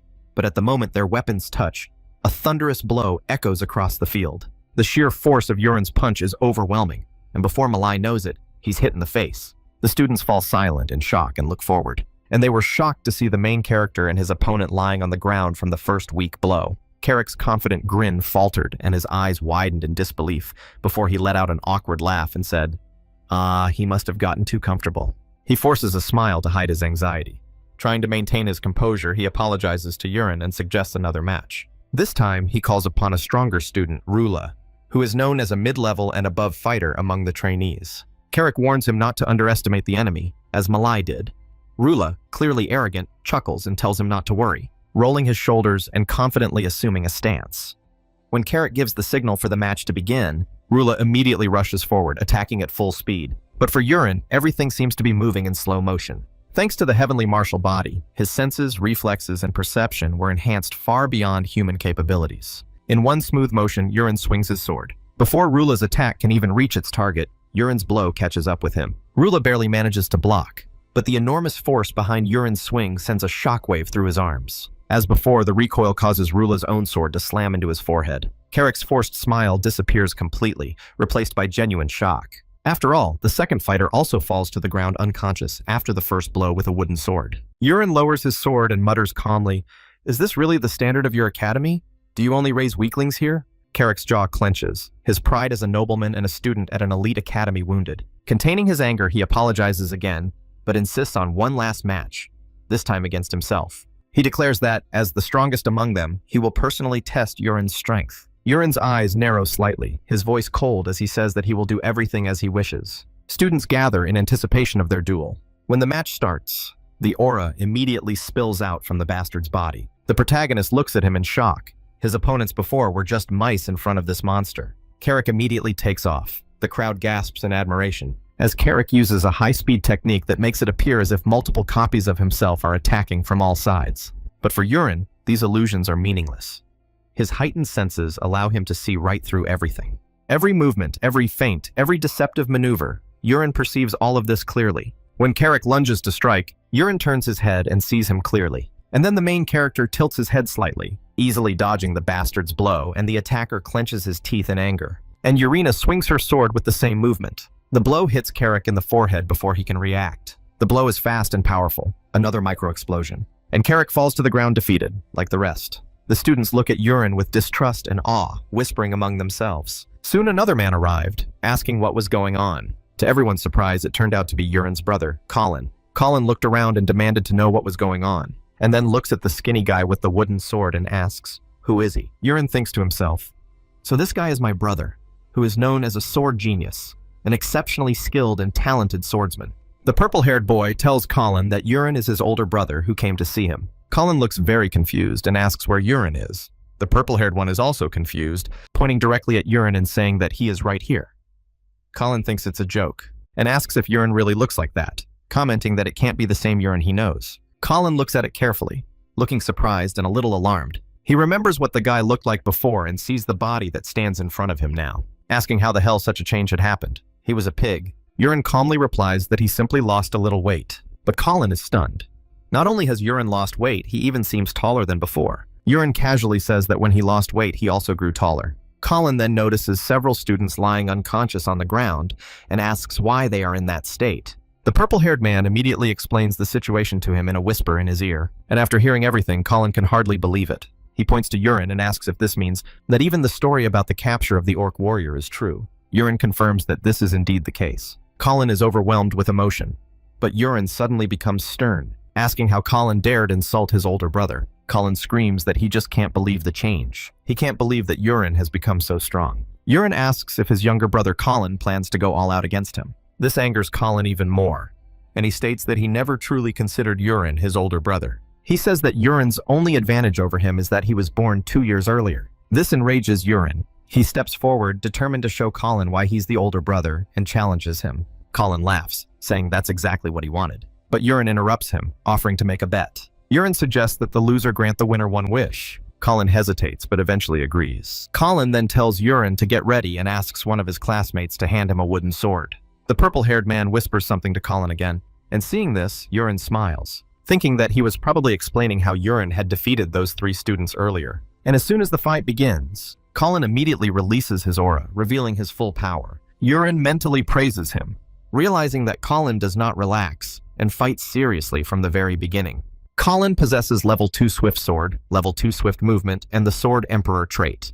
However, his favorability towards Urin is at -78, indicating extreme hostility. Colin was born with the sword emperor trait, giving him a natural gift for swordsmanship. Colin lunges at Urin, and seeing this, Urin quickly assesses his options. No matter how you look at it, Urin doesn't think he'll lose. Using his dragon's small stride, Urin easily dodges Colin's attack, and counterattacks with a slight smirk on his face and a lightning-fast aura around his sword and body. Instead of ending the match with one punch like he did with the others, Urin decides to teach Colin a lesson through a lengthy sparring match. The intense workout lasts 10 minutes. Colin continues to take hits from Urin as the surrounding students watch in awe and disbelief at Urin's strength. The main character hits his worthless brother on the neck, and then on his lower back and other parts of his body. His clothes are super dirty. The soldiers continued to watch, shocked by the incredible cruelty of the main character. Eventually, Colin admits defeat and asks to leave him alone. But since he still speaks informally, Urin gives him 1 or 2 or 3 more light blows, causing Colin to burst into tears and beg for it to stop. Urin points his sword at Colin, warning him that if he gets insolent again, the next lesson will be twice as harsh. Colin resigns himself and stands up quietly, and when he begins to finally get up, the guy says that now the time has come for his promised wish. Urin then instructs him that from now on, whenever Colin is with him, he is to call him Great Big Brother. Colin is shocked, saying that this might be too much, but Urin lifts his sword slightly, asking if Colin would like to refuse. A frightened Colin quickly agrees and calls Urin Great Big Brother. After this, Urin tells Colin that they are leaving. Confused, Colin asks where they are going, and Urin explains that they are heading to the Empire, where their younger brother, Rayon, is. After some time, they arrive at the capital of the Empire through the Warp Tower. Urinox is amazed again, transported to another country through the Magic Tower. Urin explains that the Magic Tower is a neutral organization that exists in every country. The architecture around seems almost modern, showcasing the Empire's grand design. They soon reach the Imperial Knight Academy. Standing there, Urin tells Colin to go and get Ryan.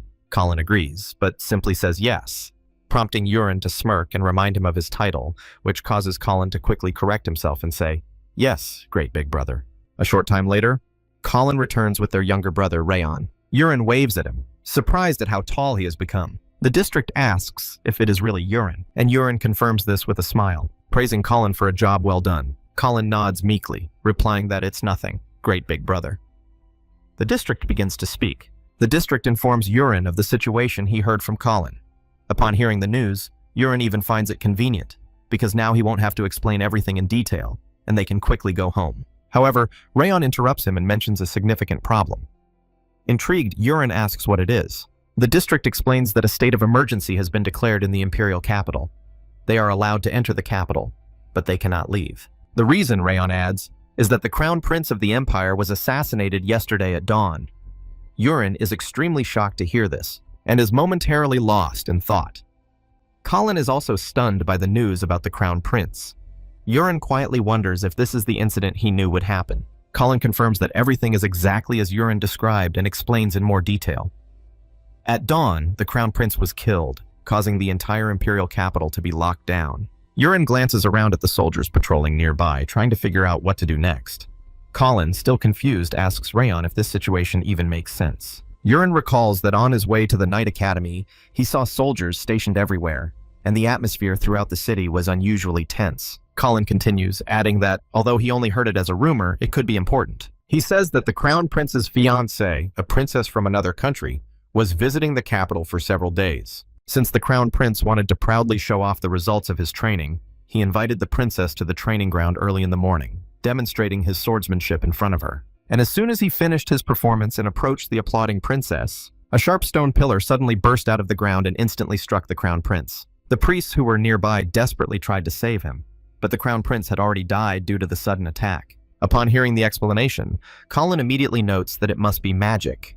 as magic can be used freely within the imperial and royal palaces. Rayon agrees, adding that this is precisely why all the masters of the magic tower were urgently summoned to the palace. The situation has descended into complete chaos. Colin is deeply shocked, saying he could never have imagined that the crown prince would lose his life in the courtyard of his own palace, and worse, right in front of his fiancée. He wonders what exactly is going on.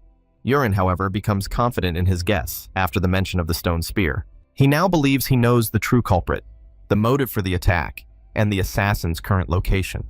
The organization responsible for the attack is known to have sprung up across the continent, beginning with events like the assassination of the crown prince. But in Urin's memory, this incident should have happened much later in the original story. Confused, Urin wonders what's going on. Something's wrong, as if the timeline of events has been distorted and shifted much earlier than expected. At the very least, Urin believes there should have been enough time for both he and the original protagonist to grow stronger before this event occurred.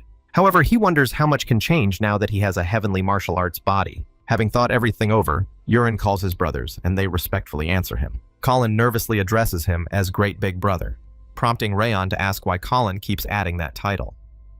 Confused, Colin becomes upset and tells Rayon not to ask. Urin then asks Rayon about famous hotels in the city. The district explains that Dragon's Tears and Giant's Oath are considered the best in the city. Urin responds that the Dragon Tears sound good, so he instructs Rayon to first apply for leave, and then visit the Magic Tower to process the leave applications for all 4 of them. He also tells Rayon to provide the Rox family's name, so the request can be processed more quickly. Afterward, Urin tells them to wait in Dragon's Tears until the results arrive. The district agrees, but then asks what Urin will do during this time. Urin starts to leave and replies that he is going to meet an old friend whom he has not seen for a long time. Before leaving, Urin waves his hand and tells both of his brothers not to hurt Urinox. Rayon is shocked to learn that Urin actually has friends in the Empire, and Colin also admits that he had no idea about it. Later, when night falls, Urin finally reaches the place he was going to. It's called Flamberge, a restaurant that only nobles are allowed to enter. In the dimly lit alleys, Urin first decides to change into clothes, which he had prepared in advance, making sure that his appearance was completely different. Having finished changing, he quietly calls out to Agnes. Agnes answers in an irritated tone, clearly upset that Urin had disturbed her sleep. Realizing that Agnes was resting, Urin apologizes and politely asks her to disguise his face. Agnes is shocked and demands to know how Urin discovered that she had such an ability. Nervously, Urin replies that he simply had a feeling that Agnes was capable of something like that. Agnes looks at him suspiciously, asking who exactly Urin is, and then wondering who he wants to disguise himself as. Urin glances at the entrance to the restaurant and asks Agnes to wait a minute. He notices an old man leaving a restaurant and asks if Agnes can copy the face of this particular man. Agnes agrees and begins to summon a secondary body in liquid form, slowly applying it to Urin's face. Urin just needs to concentrate and imagine the appearance he wants. After he clearly imagined her, Urin's facial features shifted and transform until he looks identical to the old man. Having completed his disguise, Urin returns to the restaurant. The guard at the entrance notices him and immediately recognizes him as Viscount Vera. The guard politely asks if the Viscount is back again. Maintaining his disguise, Urin, now appearing as Viscount Vera, says that he has decided to stay here a little longer. The guard, not sensing anything unusual, respectfully allows him to enter. Inside the restaurant, even the waiters notice Viscount Vera's new arrival. Taking a seat, Urin straightens his cap and casually agrees with the waiter, asking for a repeat of his previous order. The waiter goes off to cook, leaving Urin relieved that his penetration went smoothly. Now he only needs to focus his inner energy to strengthen his hearing. Urin concentrates and begins to listen carefully to the short conversations happening throughout the restaurant, hoping to gather useful information. A moment later, he finally hears the voice of the person he's been looking for. The woman he's looking for is talking to someone, crying about a recent confession. Using sound, Urin easily determines her location. She sits on a chair, talking to the waiter with tears in her eyes. The waiter gently tries to console her, saying that people often say that old love can be forgotten with new love. She asks if this could be true, and the waiter assures her that she will definitely meet someone nice. His comforting words seem to ease her sadness, and she begins to feel a little better. Listening to their conversation, Urin decides to contact her via audio transmission, and quietly calls her name Envy. She flinches at the sudden voice. The guy asks her, "It was she who beat the crown prince, wasn't it?"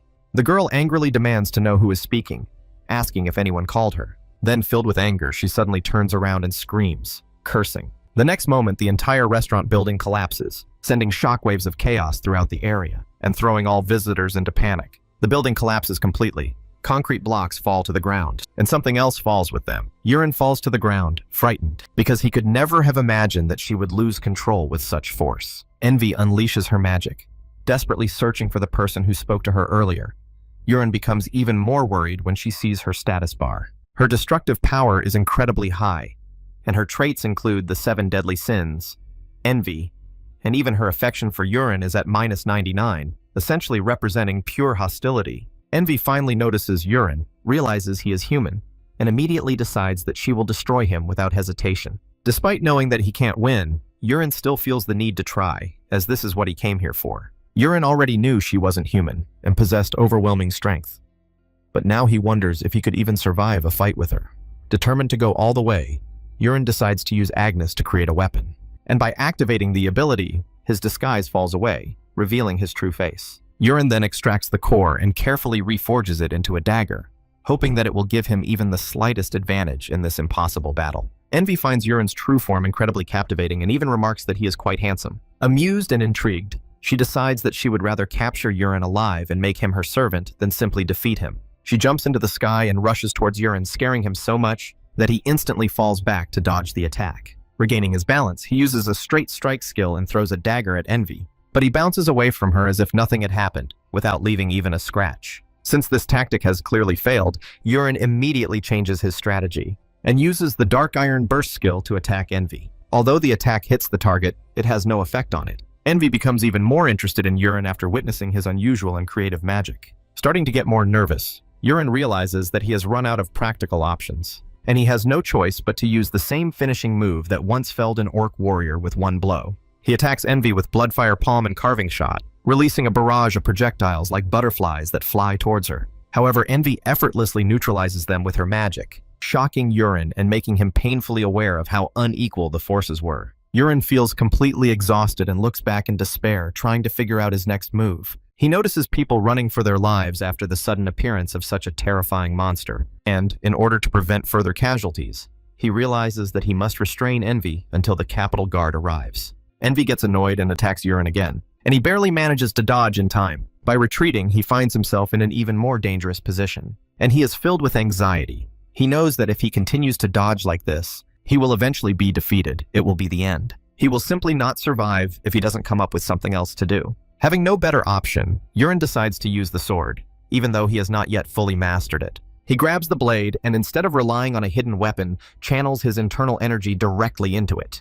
Envy lunges at him again, but this time Urien successfully evades again, and finally uses the sword to cut through one of her stone spears. This small victory gives him a glimmer of hope, proving that, although difficult, stone spears can indeed be broken. Urien smiles, believing that there is still a chance of winning. Envy complains that Urien is surprisingly fun to fight, and wonders how long he can keep up with her, before attacking him again with its huge stone claws. Urien becomes increasingly frustrated as the number of stone spears increases, but he still has a few techniques up his sleeve. She asks if the main character will be able to reflect this too. But suddenly, Envy feels a tightness in her chest and finds her body unable to move. It turns out Urien has been secretly poisoning her throughout the battle. He used the prolonged poison, which causes intense internal pain, the snake mine poison from the blood poison art, which is infused with the venom of 100 vipers, and the fire poison, made from the toxin of the fire frog, which creates a burning agony throughout the entire body. Urien finally gets a reaction, and Envy's body is paralyzed, albeit only for a brief second. Urien is nervous, wondering why the period of paralysis is so short. But even so, he knows he can't miss this opportunity. Using the Lesser Dragon's treasure trait to greatly increase his speed, Urien leaps into the air to attack her. As soon as the paralysis ends, Urien delivers a clean and powerful blow and pours every drop of his inner strength into the black iron burst through the gap that is opened. Envy fails to dodge the blow, which causes a powerful explosion, detonating like a mini atomic bomb, throwing Urien back to the ground. He feels relieved, sincerely believing that he finally defeated her. Only scraps remained, until he sees her body regenerate again. Urien is stunned and horrified when Envy is fully restored. Envy, now furious, announces that he will end the fucking kid's life. Urien realizes that he completely forgot that these monsters have several phases before they actually die, and Envy is now entering her second phase. Moreover, with each phase, their strength and magical power increase dramatically. Envy looks at Urien with keen curiosity and attacks him, shouting for him to fall. Urien barely dodges by a hair, but her speed and unpredictability increased far beyond what he had encountered before. He tries his best to fight back with his sword, but deep down he knows that if things continue like this, he won't survive long. One of Envy's stone-based attacks narrowly misses him. Urin narrowly avoids the fatal blow, although it still grazes his shoulder. He immediately retreats, jumping away from the girl's stone tentacles, realizing that if he had reacted even a moment later, the outcome would have been catastrophic. Turning around, Urin decides to run, knowing that one single mistake now will cost him everything. Seeing Urin attempt to escape, Envy becomes even more furious. She blocks his way and coldly asks where he is going. She begins another merciless assault, and Urin dodges again and again, barely managing to save his body from being impaled on the tentacles like meat on a skewer. Envy finds the situation amusing and smiles, confidently declaring that Urina will never escape from her so easily, and all that is left for him is to flounder in agony, trying to escape. At this moment, Urin realizes how hopeless his situation has become. The scene then moves to another part of the city, where a woman in a cloak walks through the streets. She overhears people whispering anxiously about a monster that has appeared in the area and that the guards need to be called immediately. A man runs in, begging for help and reporting that a creature covered in stone spears has appeared in the southern region. The woman silently listens to all these screams and quickly concludes that it is Envy we are talking about. Locals question whether the report is accurate, doubting whether it really is a monster made of stone spears. The man confirms this, and upon hearing this, the woman instantly disappears. The villagers begin to suspect that this stone monster may be the very one responsible for the crown prince's death. Soon, a woman appears on the hill, looking out for Envy's location. She notices a strange light in the distance and, having confirmed the direction, quickly moves towards it. She jumps off and moves on, and at that moment we notice some interesting tattoos on her leg. Meanwhile, Urin stands his ground against Envy, clutching his sword, as she prepares to finish him off once and for all. When her attack hits him, Urin freezes in shock, convinced that this is the end. He opened his mouth in fear and realized that it looked like he was going to die like this. Just before the blow reaches him, a system window appears, informing Urin that he is experiencing a true life or death crisis. As a result, 2 new special perks are unlocked. The first perk, Celestial Eye, is upgraded to Creator's Gaze and raised to the 2nd level. With this ability, Urin can now clearly see the trajectories of enemy attacks. He is stunned as Envy's predicted strike paths are simulated directly in his mind. Knowing exactly where each strike will land, Urin begins to dodge each attack with ease. If he can read the predicted paths, evasion no longer seems impossible. Not only does he avoid attacks, but he now does so with minimal movement. Urin smiles to himself, thinking that if he masters this ability, he will one day be able to dodge attacks effortlessly, like a true martial artist. Envy grows increasingly frustrated and furious as she watches Urin so easily avoid her attacks. She angrily demands to know how he does it. At the same time, the system explains the second privilege, the Ascension Realm, a temporary state that activates just before death and remains open only for a limited time. Suddenly, Urin's sword begins to glow with a blinding white aura. He feels his inner strength reach its peak as white energy gathers around the blade. Unsure whether it's the sword's aura or the sword's chi, Urin is certain of one thing: this power gives him a real chance of victory. Nearby, a woman and her child watch the battle from their home. The child excitedly tells his mother to look, claiming that the Knight of Light has appeared. Envy attacks again with her tentacles, but this time Urin easily breaks through her blows. The protagonist resolutely steps forward and cuts through its tentacles. He jumps into the air and delivers blow after blow, finally leaving Envy in shock. Now he raises his sword high above the monster's head and prepares to deliver the finishing blow. And with a scream, he breaks through the body with his sword, leaving a huge cut in the monster girl's flesh. A shining light spreads across the battlefield, filling everything around with brilliance. The child and mother rejoice, happily announcing that the Knight of Light has defeated the monster. After the battle, Urin is completely exhausted and wonders if he really managed to defeat Envy. The system informs him that his internal energy and stamina are completely depleted. He barely survived, thanks only to 2 perks that activated at the very last moment. Knowing he can't stay, Urin tries to leave before the guards arrive, forcing himself to move, using every ounce of strength he has left. Suddenly, Urin feels something is wrong, and turns around with horror in his eyes, only to see Envy recover again, but this time at an alarming rate. The system warns him that Envy has entered her 3rd phase, her final form. Horror grips Urin as Envy smirks and declares that she won't let him escape, realizing how dire the situation has become. Urin feels completely crushed and bitterly thinks that he didn't even have time to thank one person, Envy, who has entered the 3rd and final phase. Consumed with rage and determined to end Urin's life, she unleashes her stone spears, this time much larger than in previous phases, emitting overwhelming pressure. Urin wonders if this is really his end, as his internal energy was completely drained by the previous battle. Just when Envy's attack was aimed straight at the protagonist's face, and it was about to hit the target, She suddenly freezes, not of her own free will. Envy turns around in shock and doesn't understand what happened. It turns out that someone else is holding her back. The one holding her is none other than the woman Yurin saw earlier, the one who quietly listened to the townspeople's conversations. Holding Envy, the woman lands gracefully on the ground, and it quickly becomes clear that Envy recognizes her. Envy tries to get her attention to the situation, urging her to look at what is happening. But the woman firmly orders Envy to stop, stating that now is not the time for them to reveal themselves. Not only Envy, but also Yurin realizes who this woman is. The woman then jumps onto a nearby building, taking Envy with her, while Envy continues to question whether she really intends to ignore the scene below. This woman is the same one Yurin and Jironox encountered when they descended from the Divine Dragon Palace.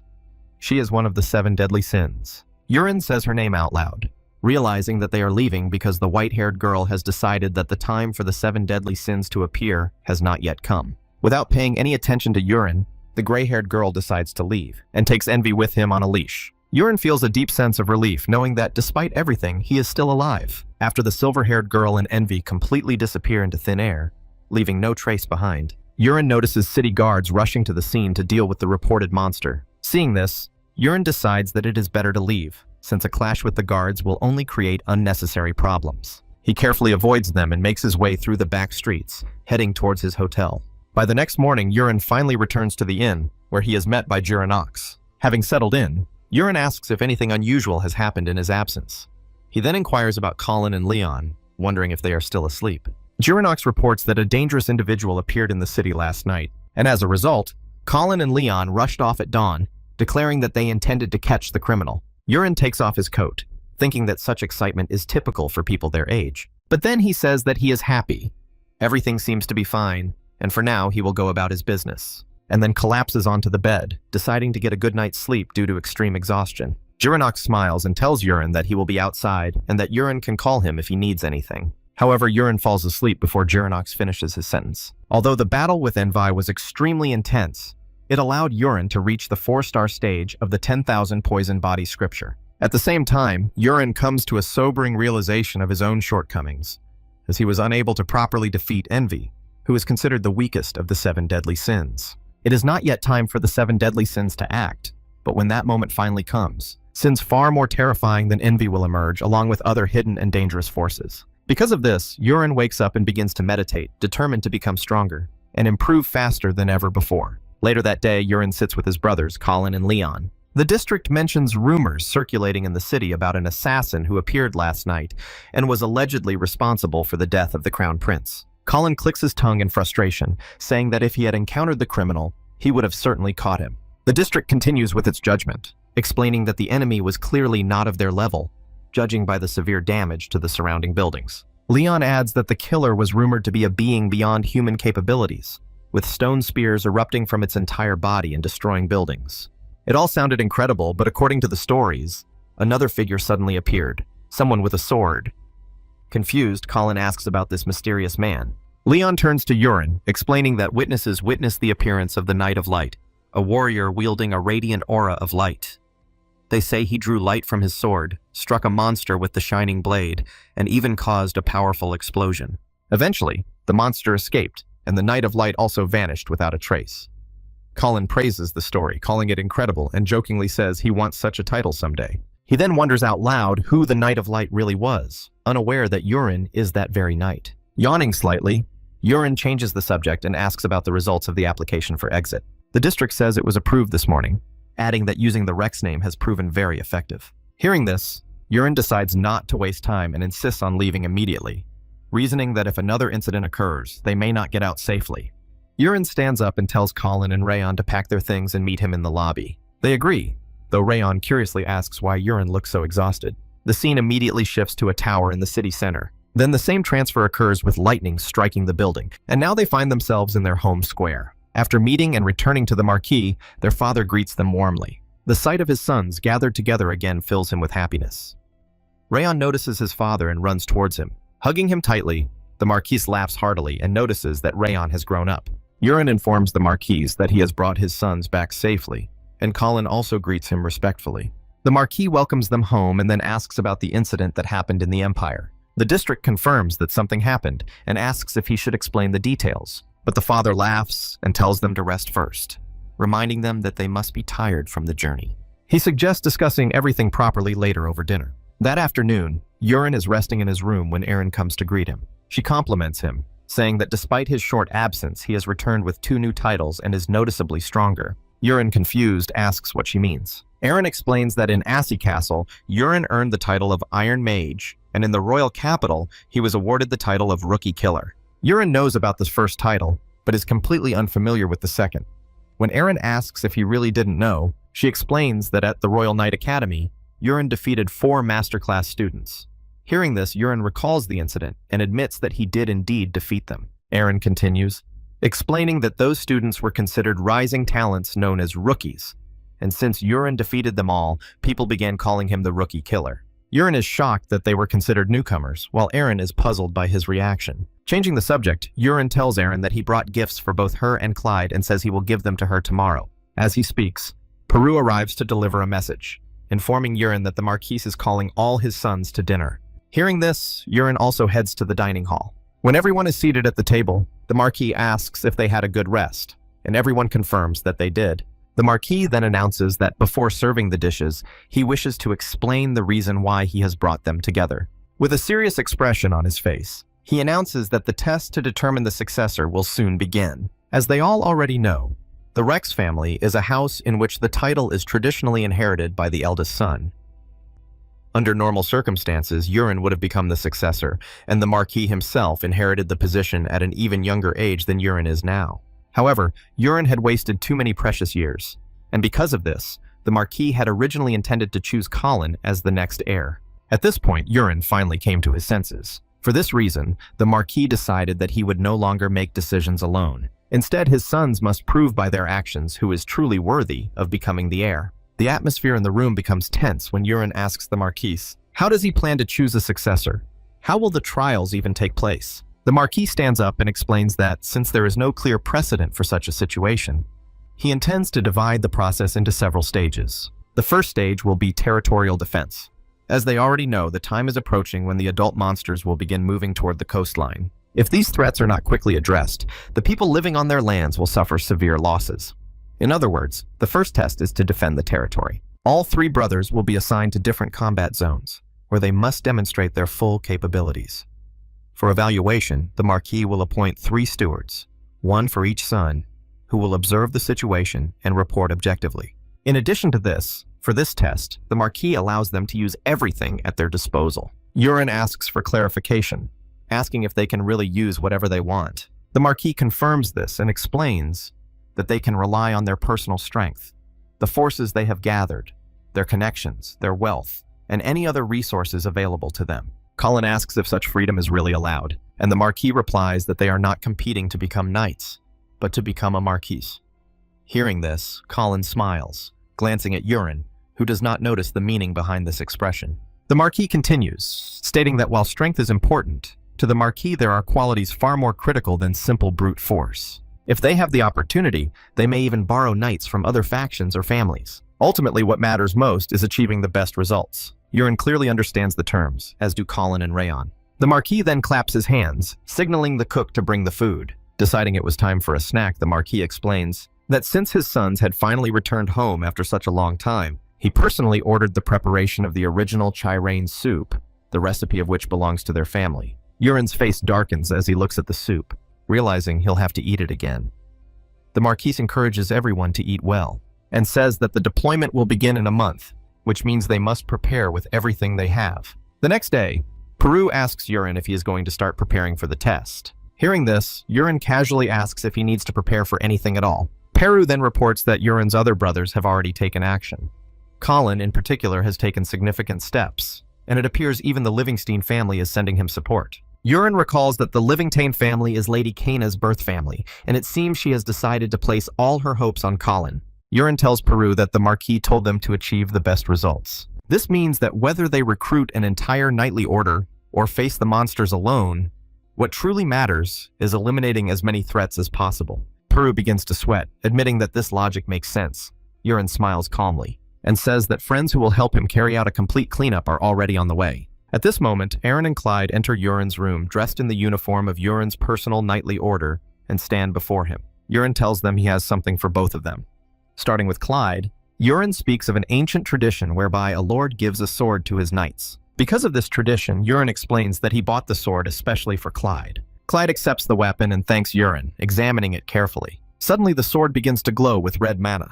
However, Clyde quickly realizes that despite his fiery appearance, the blade doesn't emit any heat at all, and it doesn't burn him. Clyde asks about this in confusion, and Urin explains that mana is created by the flame spirit. Since Clyde knows little about such things, Urin doesn't go into further detail, and instead asks about the sword's weight. Clyde cheerfully replies that it's very light and comfortable to wield. Urin considers this an excellent sign, concluding that the sword has accepted Clyde as its master. As Aaron watches Clyde and the sword with obvious jealousy, Urin advises Clyde to talk to his sword more often, explaining that this will allow him to fully unleash its destructive power. This only makes Aaron more jealous. Noticing her reaction, Urin calls out to her and says that there is no need to be jealous, since her gift has also arrived. He then takes out another sword and hands it to her. The moment Aaron takes the sword, a stream of green wind gathers around him. Sensing the aura, Aaron immediately recognizes it as the Wind Spirit Sword. Urin confirms her observation. It is indeed the Wind Spirit Sword, and Aaron excitedly tells him that the sword says that he likes her. Urin is momentarily puzzled by this statement, but Aaron quickly apologizes and explains that he wants to try swinging it immediately, asking for permission to test it. Clyde also asks permission to try out his sword.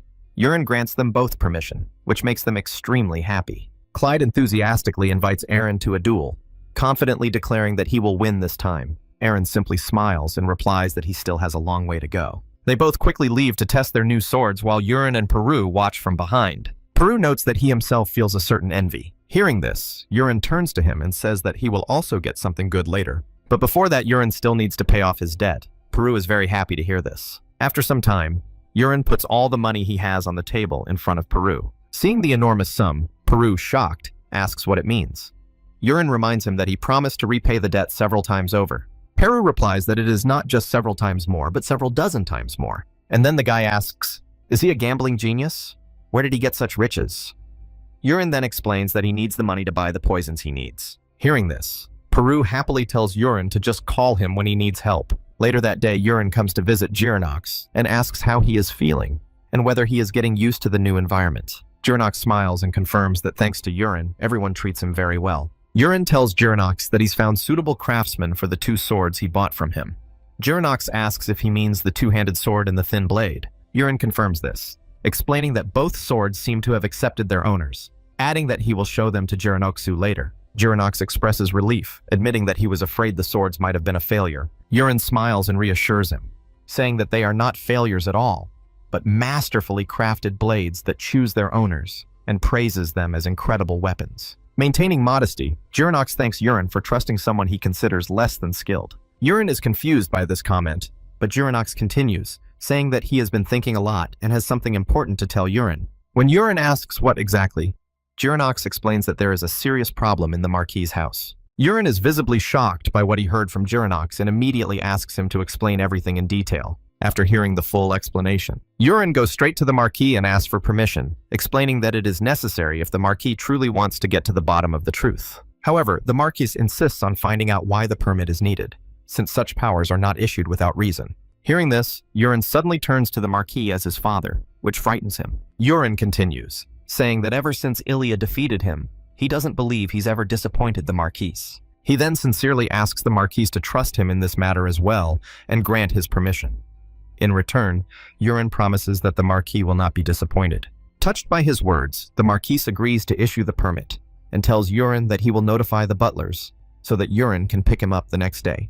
However, he adds that the permit will only be valid for 24 hours. Urin expresses his gratitude, bows respectfully, and says that he is taking his leave. As Urin leaves, the Marquis watches him go and mutters to himself that his father's treatment makes him soft-hearted. However, he hopes that Urin won't cause any trouble, reassuring himself that the permit is only valid for 24 hours anyway.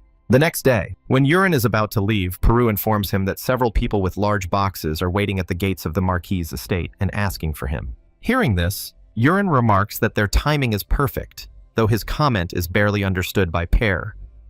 Urin then instructs Pear to tell all the male servants to collect the items at the entrance and carry them to Armory Number 1.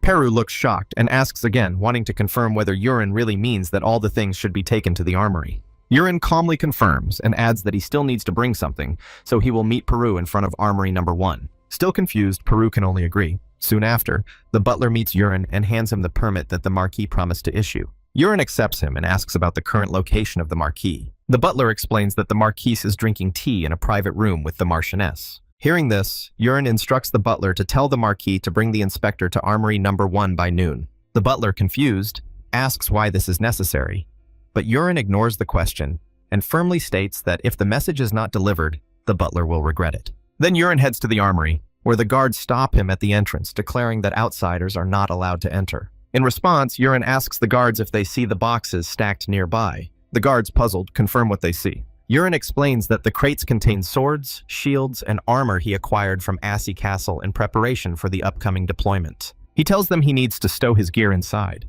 and that they must open the doors immediately. The guards hesitate and reply that such questions require the presence of the quartermaster. Hearing this, Urine smiles and casually says that perhaps the quartermaster has already been called. The guards are amazed by his confidence. Then Urine looks into the distance and notices that the quartermaster must have instructed them to notify him if anything unusual happened in the armory. At that moment, a figure runs toward them. It is indeed the quartermaster. Clearly out of breath, the quartermaster runs up to Urine and demands to know what he thinks he's doing. Urine calmly explains that he bought weapons and armor for the upcoming campaign, and that the quartermaster simply needs to open the doors of the armory. The exhausted quartermaster apologizes and says that special permission is still required to access the armory. Hearing this, Urine responds with a slight smile, saying that's precisely why he prepared it in advance. Urine presents the permit and firmly orders the quartermaster to open the armory doors. The quartermaster looks both worried and irritated as he opens them, but he repeatedly begs Urine to just put the things inside, and don't touch anything else. Then the servants begin carrying all the boxes into the armory. Afterwards, Urine tells Pyr that since they're already here, they might as well inspect some weapons.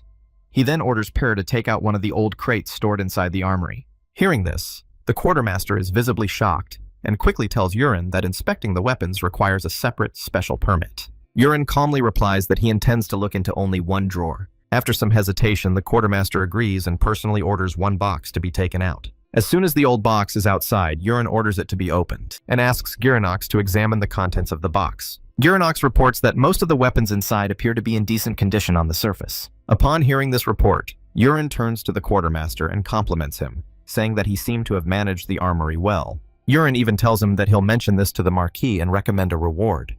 The quartermaster is clearly pleased with this praise. However, immediately afterward, Urine issues another order, ordering the guards to remove all the remaining boxes from the armory, leaving nothing inside. The quartermaster's expression instantly changed. He becomes extremely frightened and loudly protests, declaring that Urine has no right to take out everything, and that this is clearly beyond his authority. He insists that even if Urine is the heir, this is going too far. In response, Urine presses the permit forcefully to the quartermaster's face, sharply ordering him to stop talking about abuse of power. He clearly demonstrates the resolution and accuses the quartermaster of constant behind-the-scenes intrigues. At this moment, the Marquis and Kana arrive at the armory and witness a tense confrontation. By that time, the guards had already carried out all the boxes. The Marquis asks what's going on, and Urine explains that all the weapons were taken out of the armory so that the Marquis could personally get to the bottom of the truth. The Marquis begins to examine the weapon, and he quickly takes one of the swords, immediately noticing that the blade is extremely dull, to the point that it can hardly be called a sword. The Marquis turns to the inspector and demands an explanation, pointing out that the inspector had previously reported that during the audit last month there were no problems in the armory. The inspector is horrified and immediately shifts all the blame onto the quartermaster, declaring that he must have substituted the supplies. Urine steps forward and tells the inspector to stop talking nonsense, explaining that it would be impossible to steal or replace such a huge amount of equipment in 1 month without someone deliberately turning a blind eye to it. Urine then uses his ability to apply pressure, making it difficult for the inspector to breathe.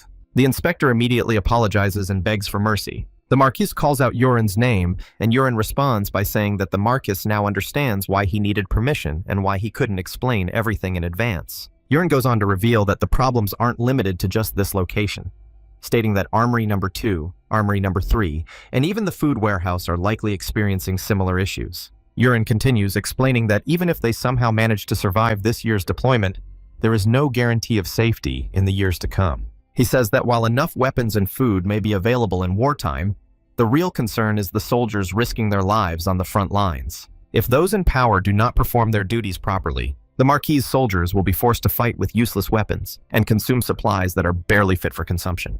Even Kina is shocked to hear this. Yurin firmly states that he will never forgive anyone who is so careless with human lives, and that he will never show mercy to those who play with the safety and lives of others. Yurin soon announces that the set-aside chest contains swords, armor, and shields purchased through his blacksmith from Ossie Castle, emphasizing that their quality is impeccable. He tells his father to throw out everything unusable and replace it with these supplies.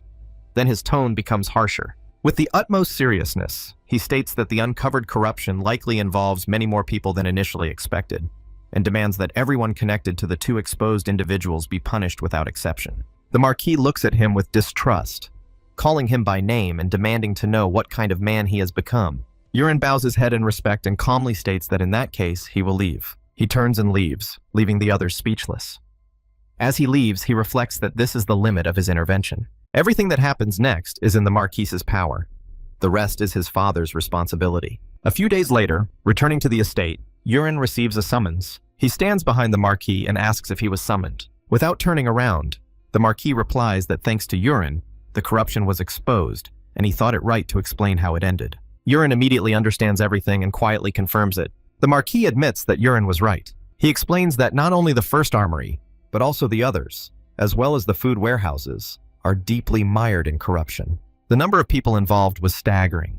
What shocked him most weren't the ordinary soldiers or servants, but people he'd trusted for years, like the armory manager and the inspector. His voice tightens as he admits that people who served alongside him for more than a decade were involved, and that it truly broke his heart. Yurin, with a sharp look, asks if everything was really installed. The Marquis replies that the manager and inspector confessed with unnatural honesty, even voluntarily giving up information they were not asked for, which made the investigation frighteningly easy. Yurin listens without any reaction, mentally noting that the interrogation poison worked exactly as planned.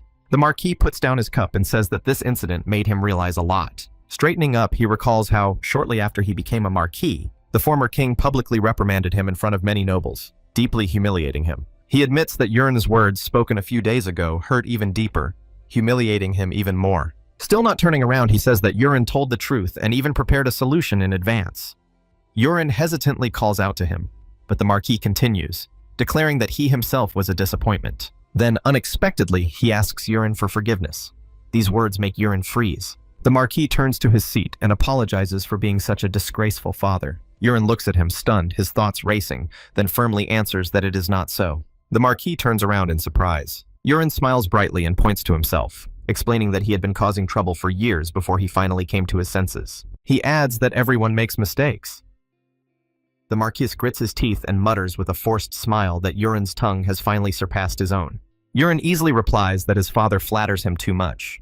Exhaling, the Marquis declares that he will never make the same mistake again. That same night, someone urgently calls Yurin. Sealed containers are displayed in the room, and Yurin announces that the poison has arrived.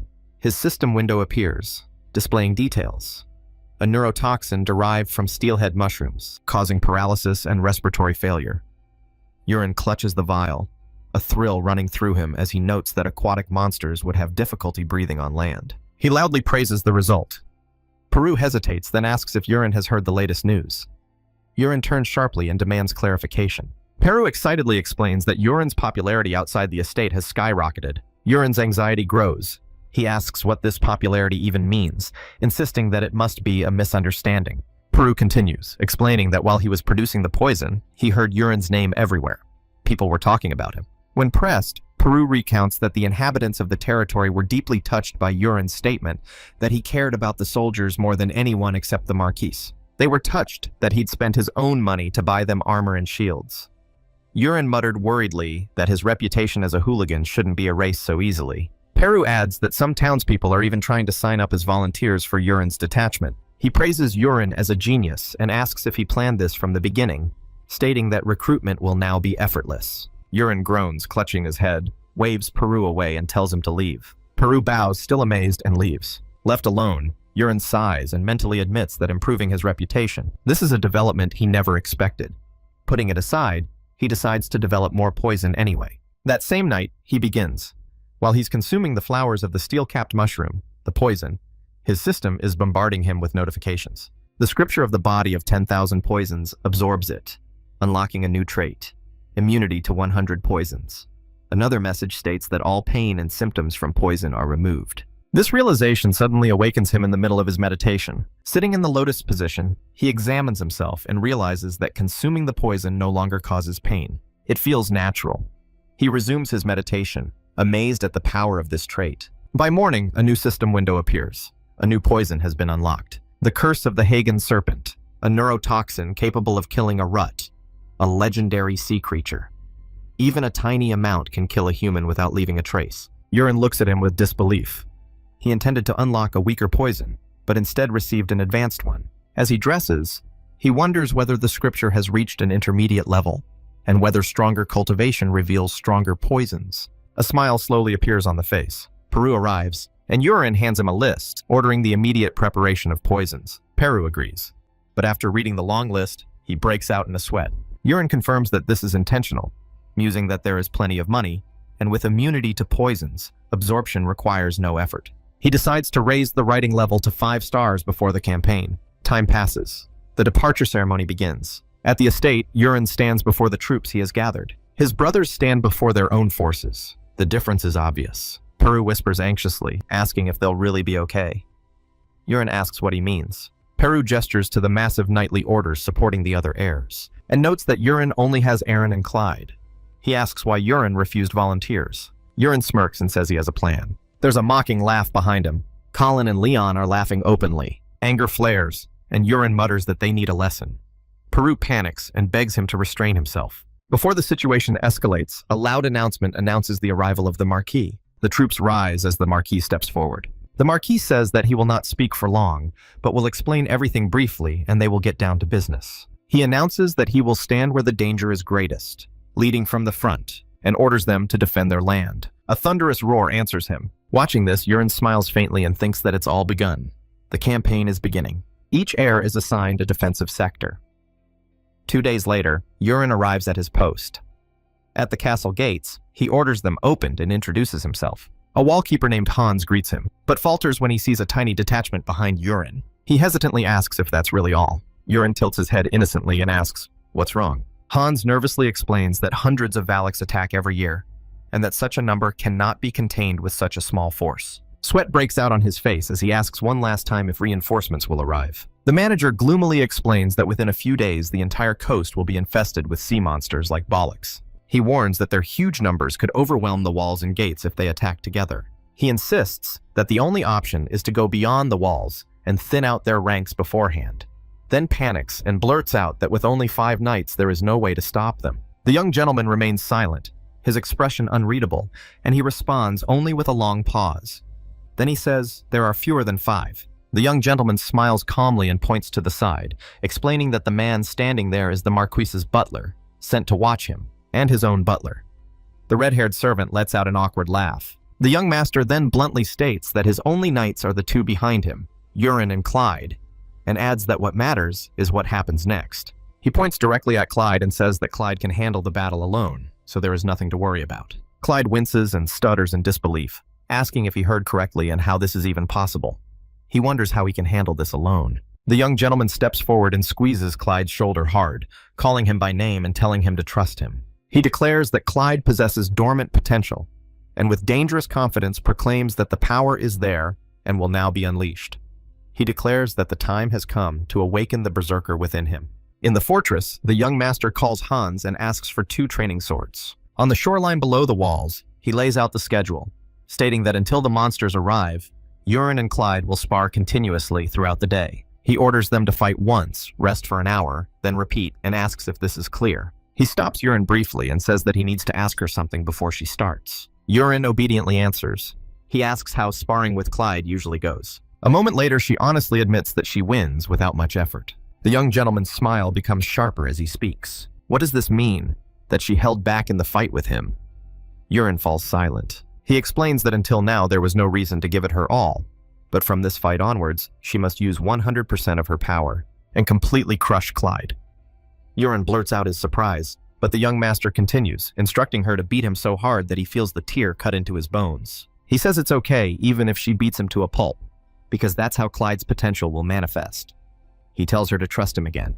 On the beach, Urin and Clyde stand facing each other with practiced swords. Clyde roars for her to get ready and charges forward, aura raging around him. The young master mutters with slight surprise, wondering since when Clyde became so skilled in controlling his aura. Clyde attacks first, getting closer and closer to his opponent. Heat and pressure swirl around his swing. The girl meets him head-on. The guy is shocked by her calmness and speed. Then at the last moment, the girl slips past the blow. Her blade flashes, and she cuts cleanly down his side in a single line. Clyde chokes and wobbles, coughing as the blow sends him to one knee. Urin takes a deep breath as Clyde admits defeat in a broken voice. From the wall, a young gentleman watches with a drink in his hand and mutters that the sight gives him goosebumps. His gaze fixates on Urin, noting her absurdly high abilities.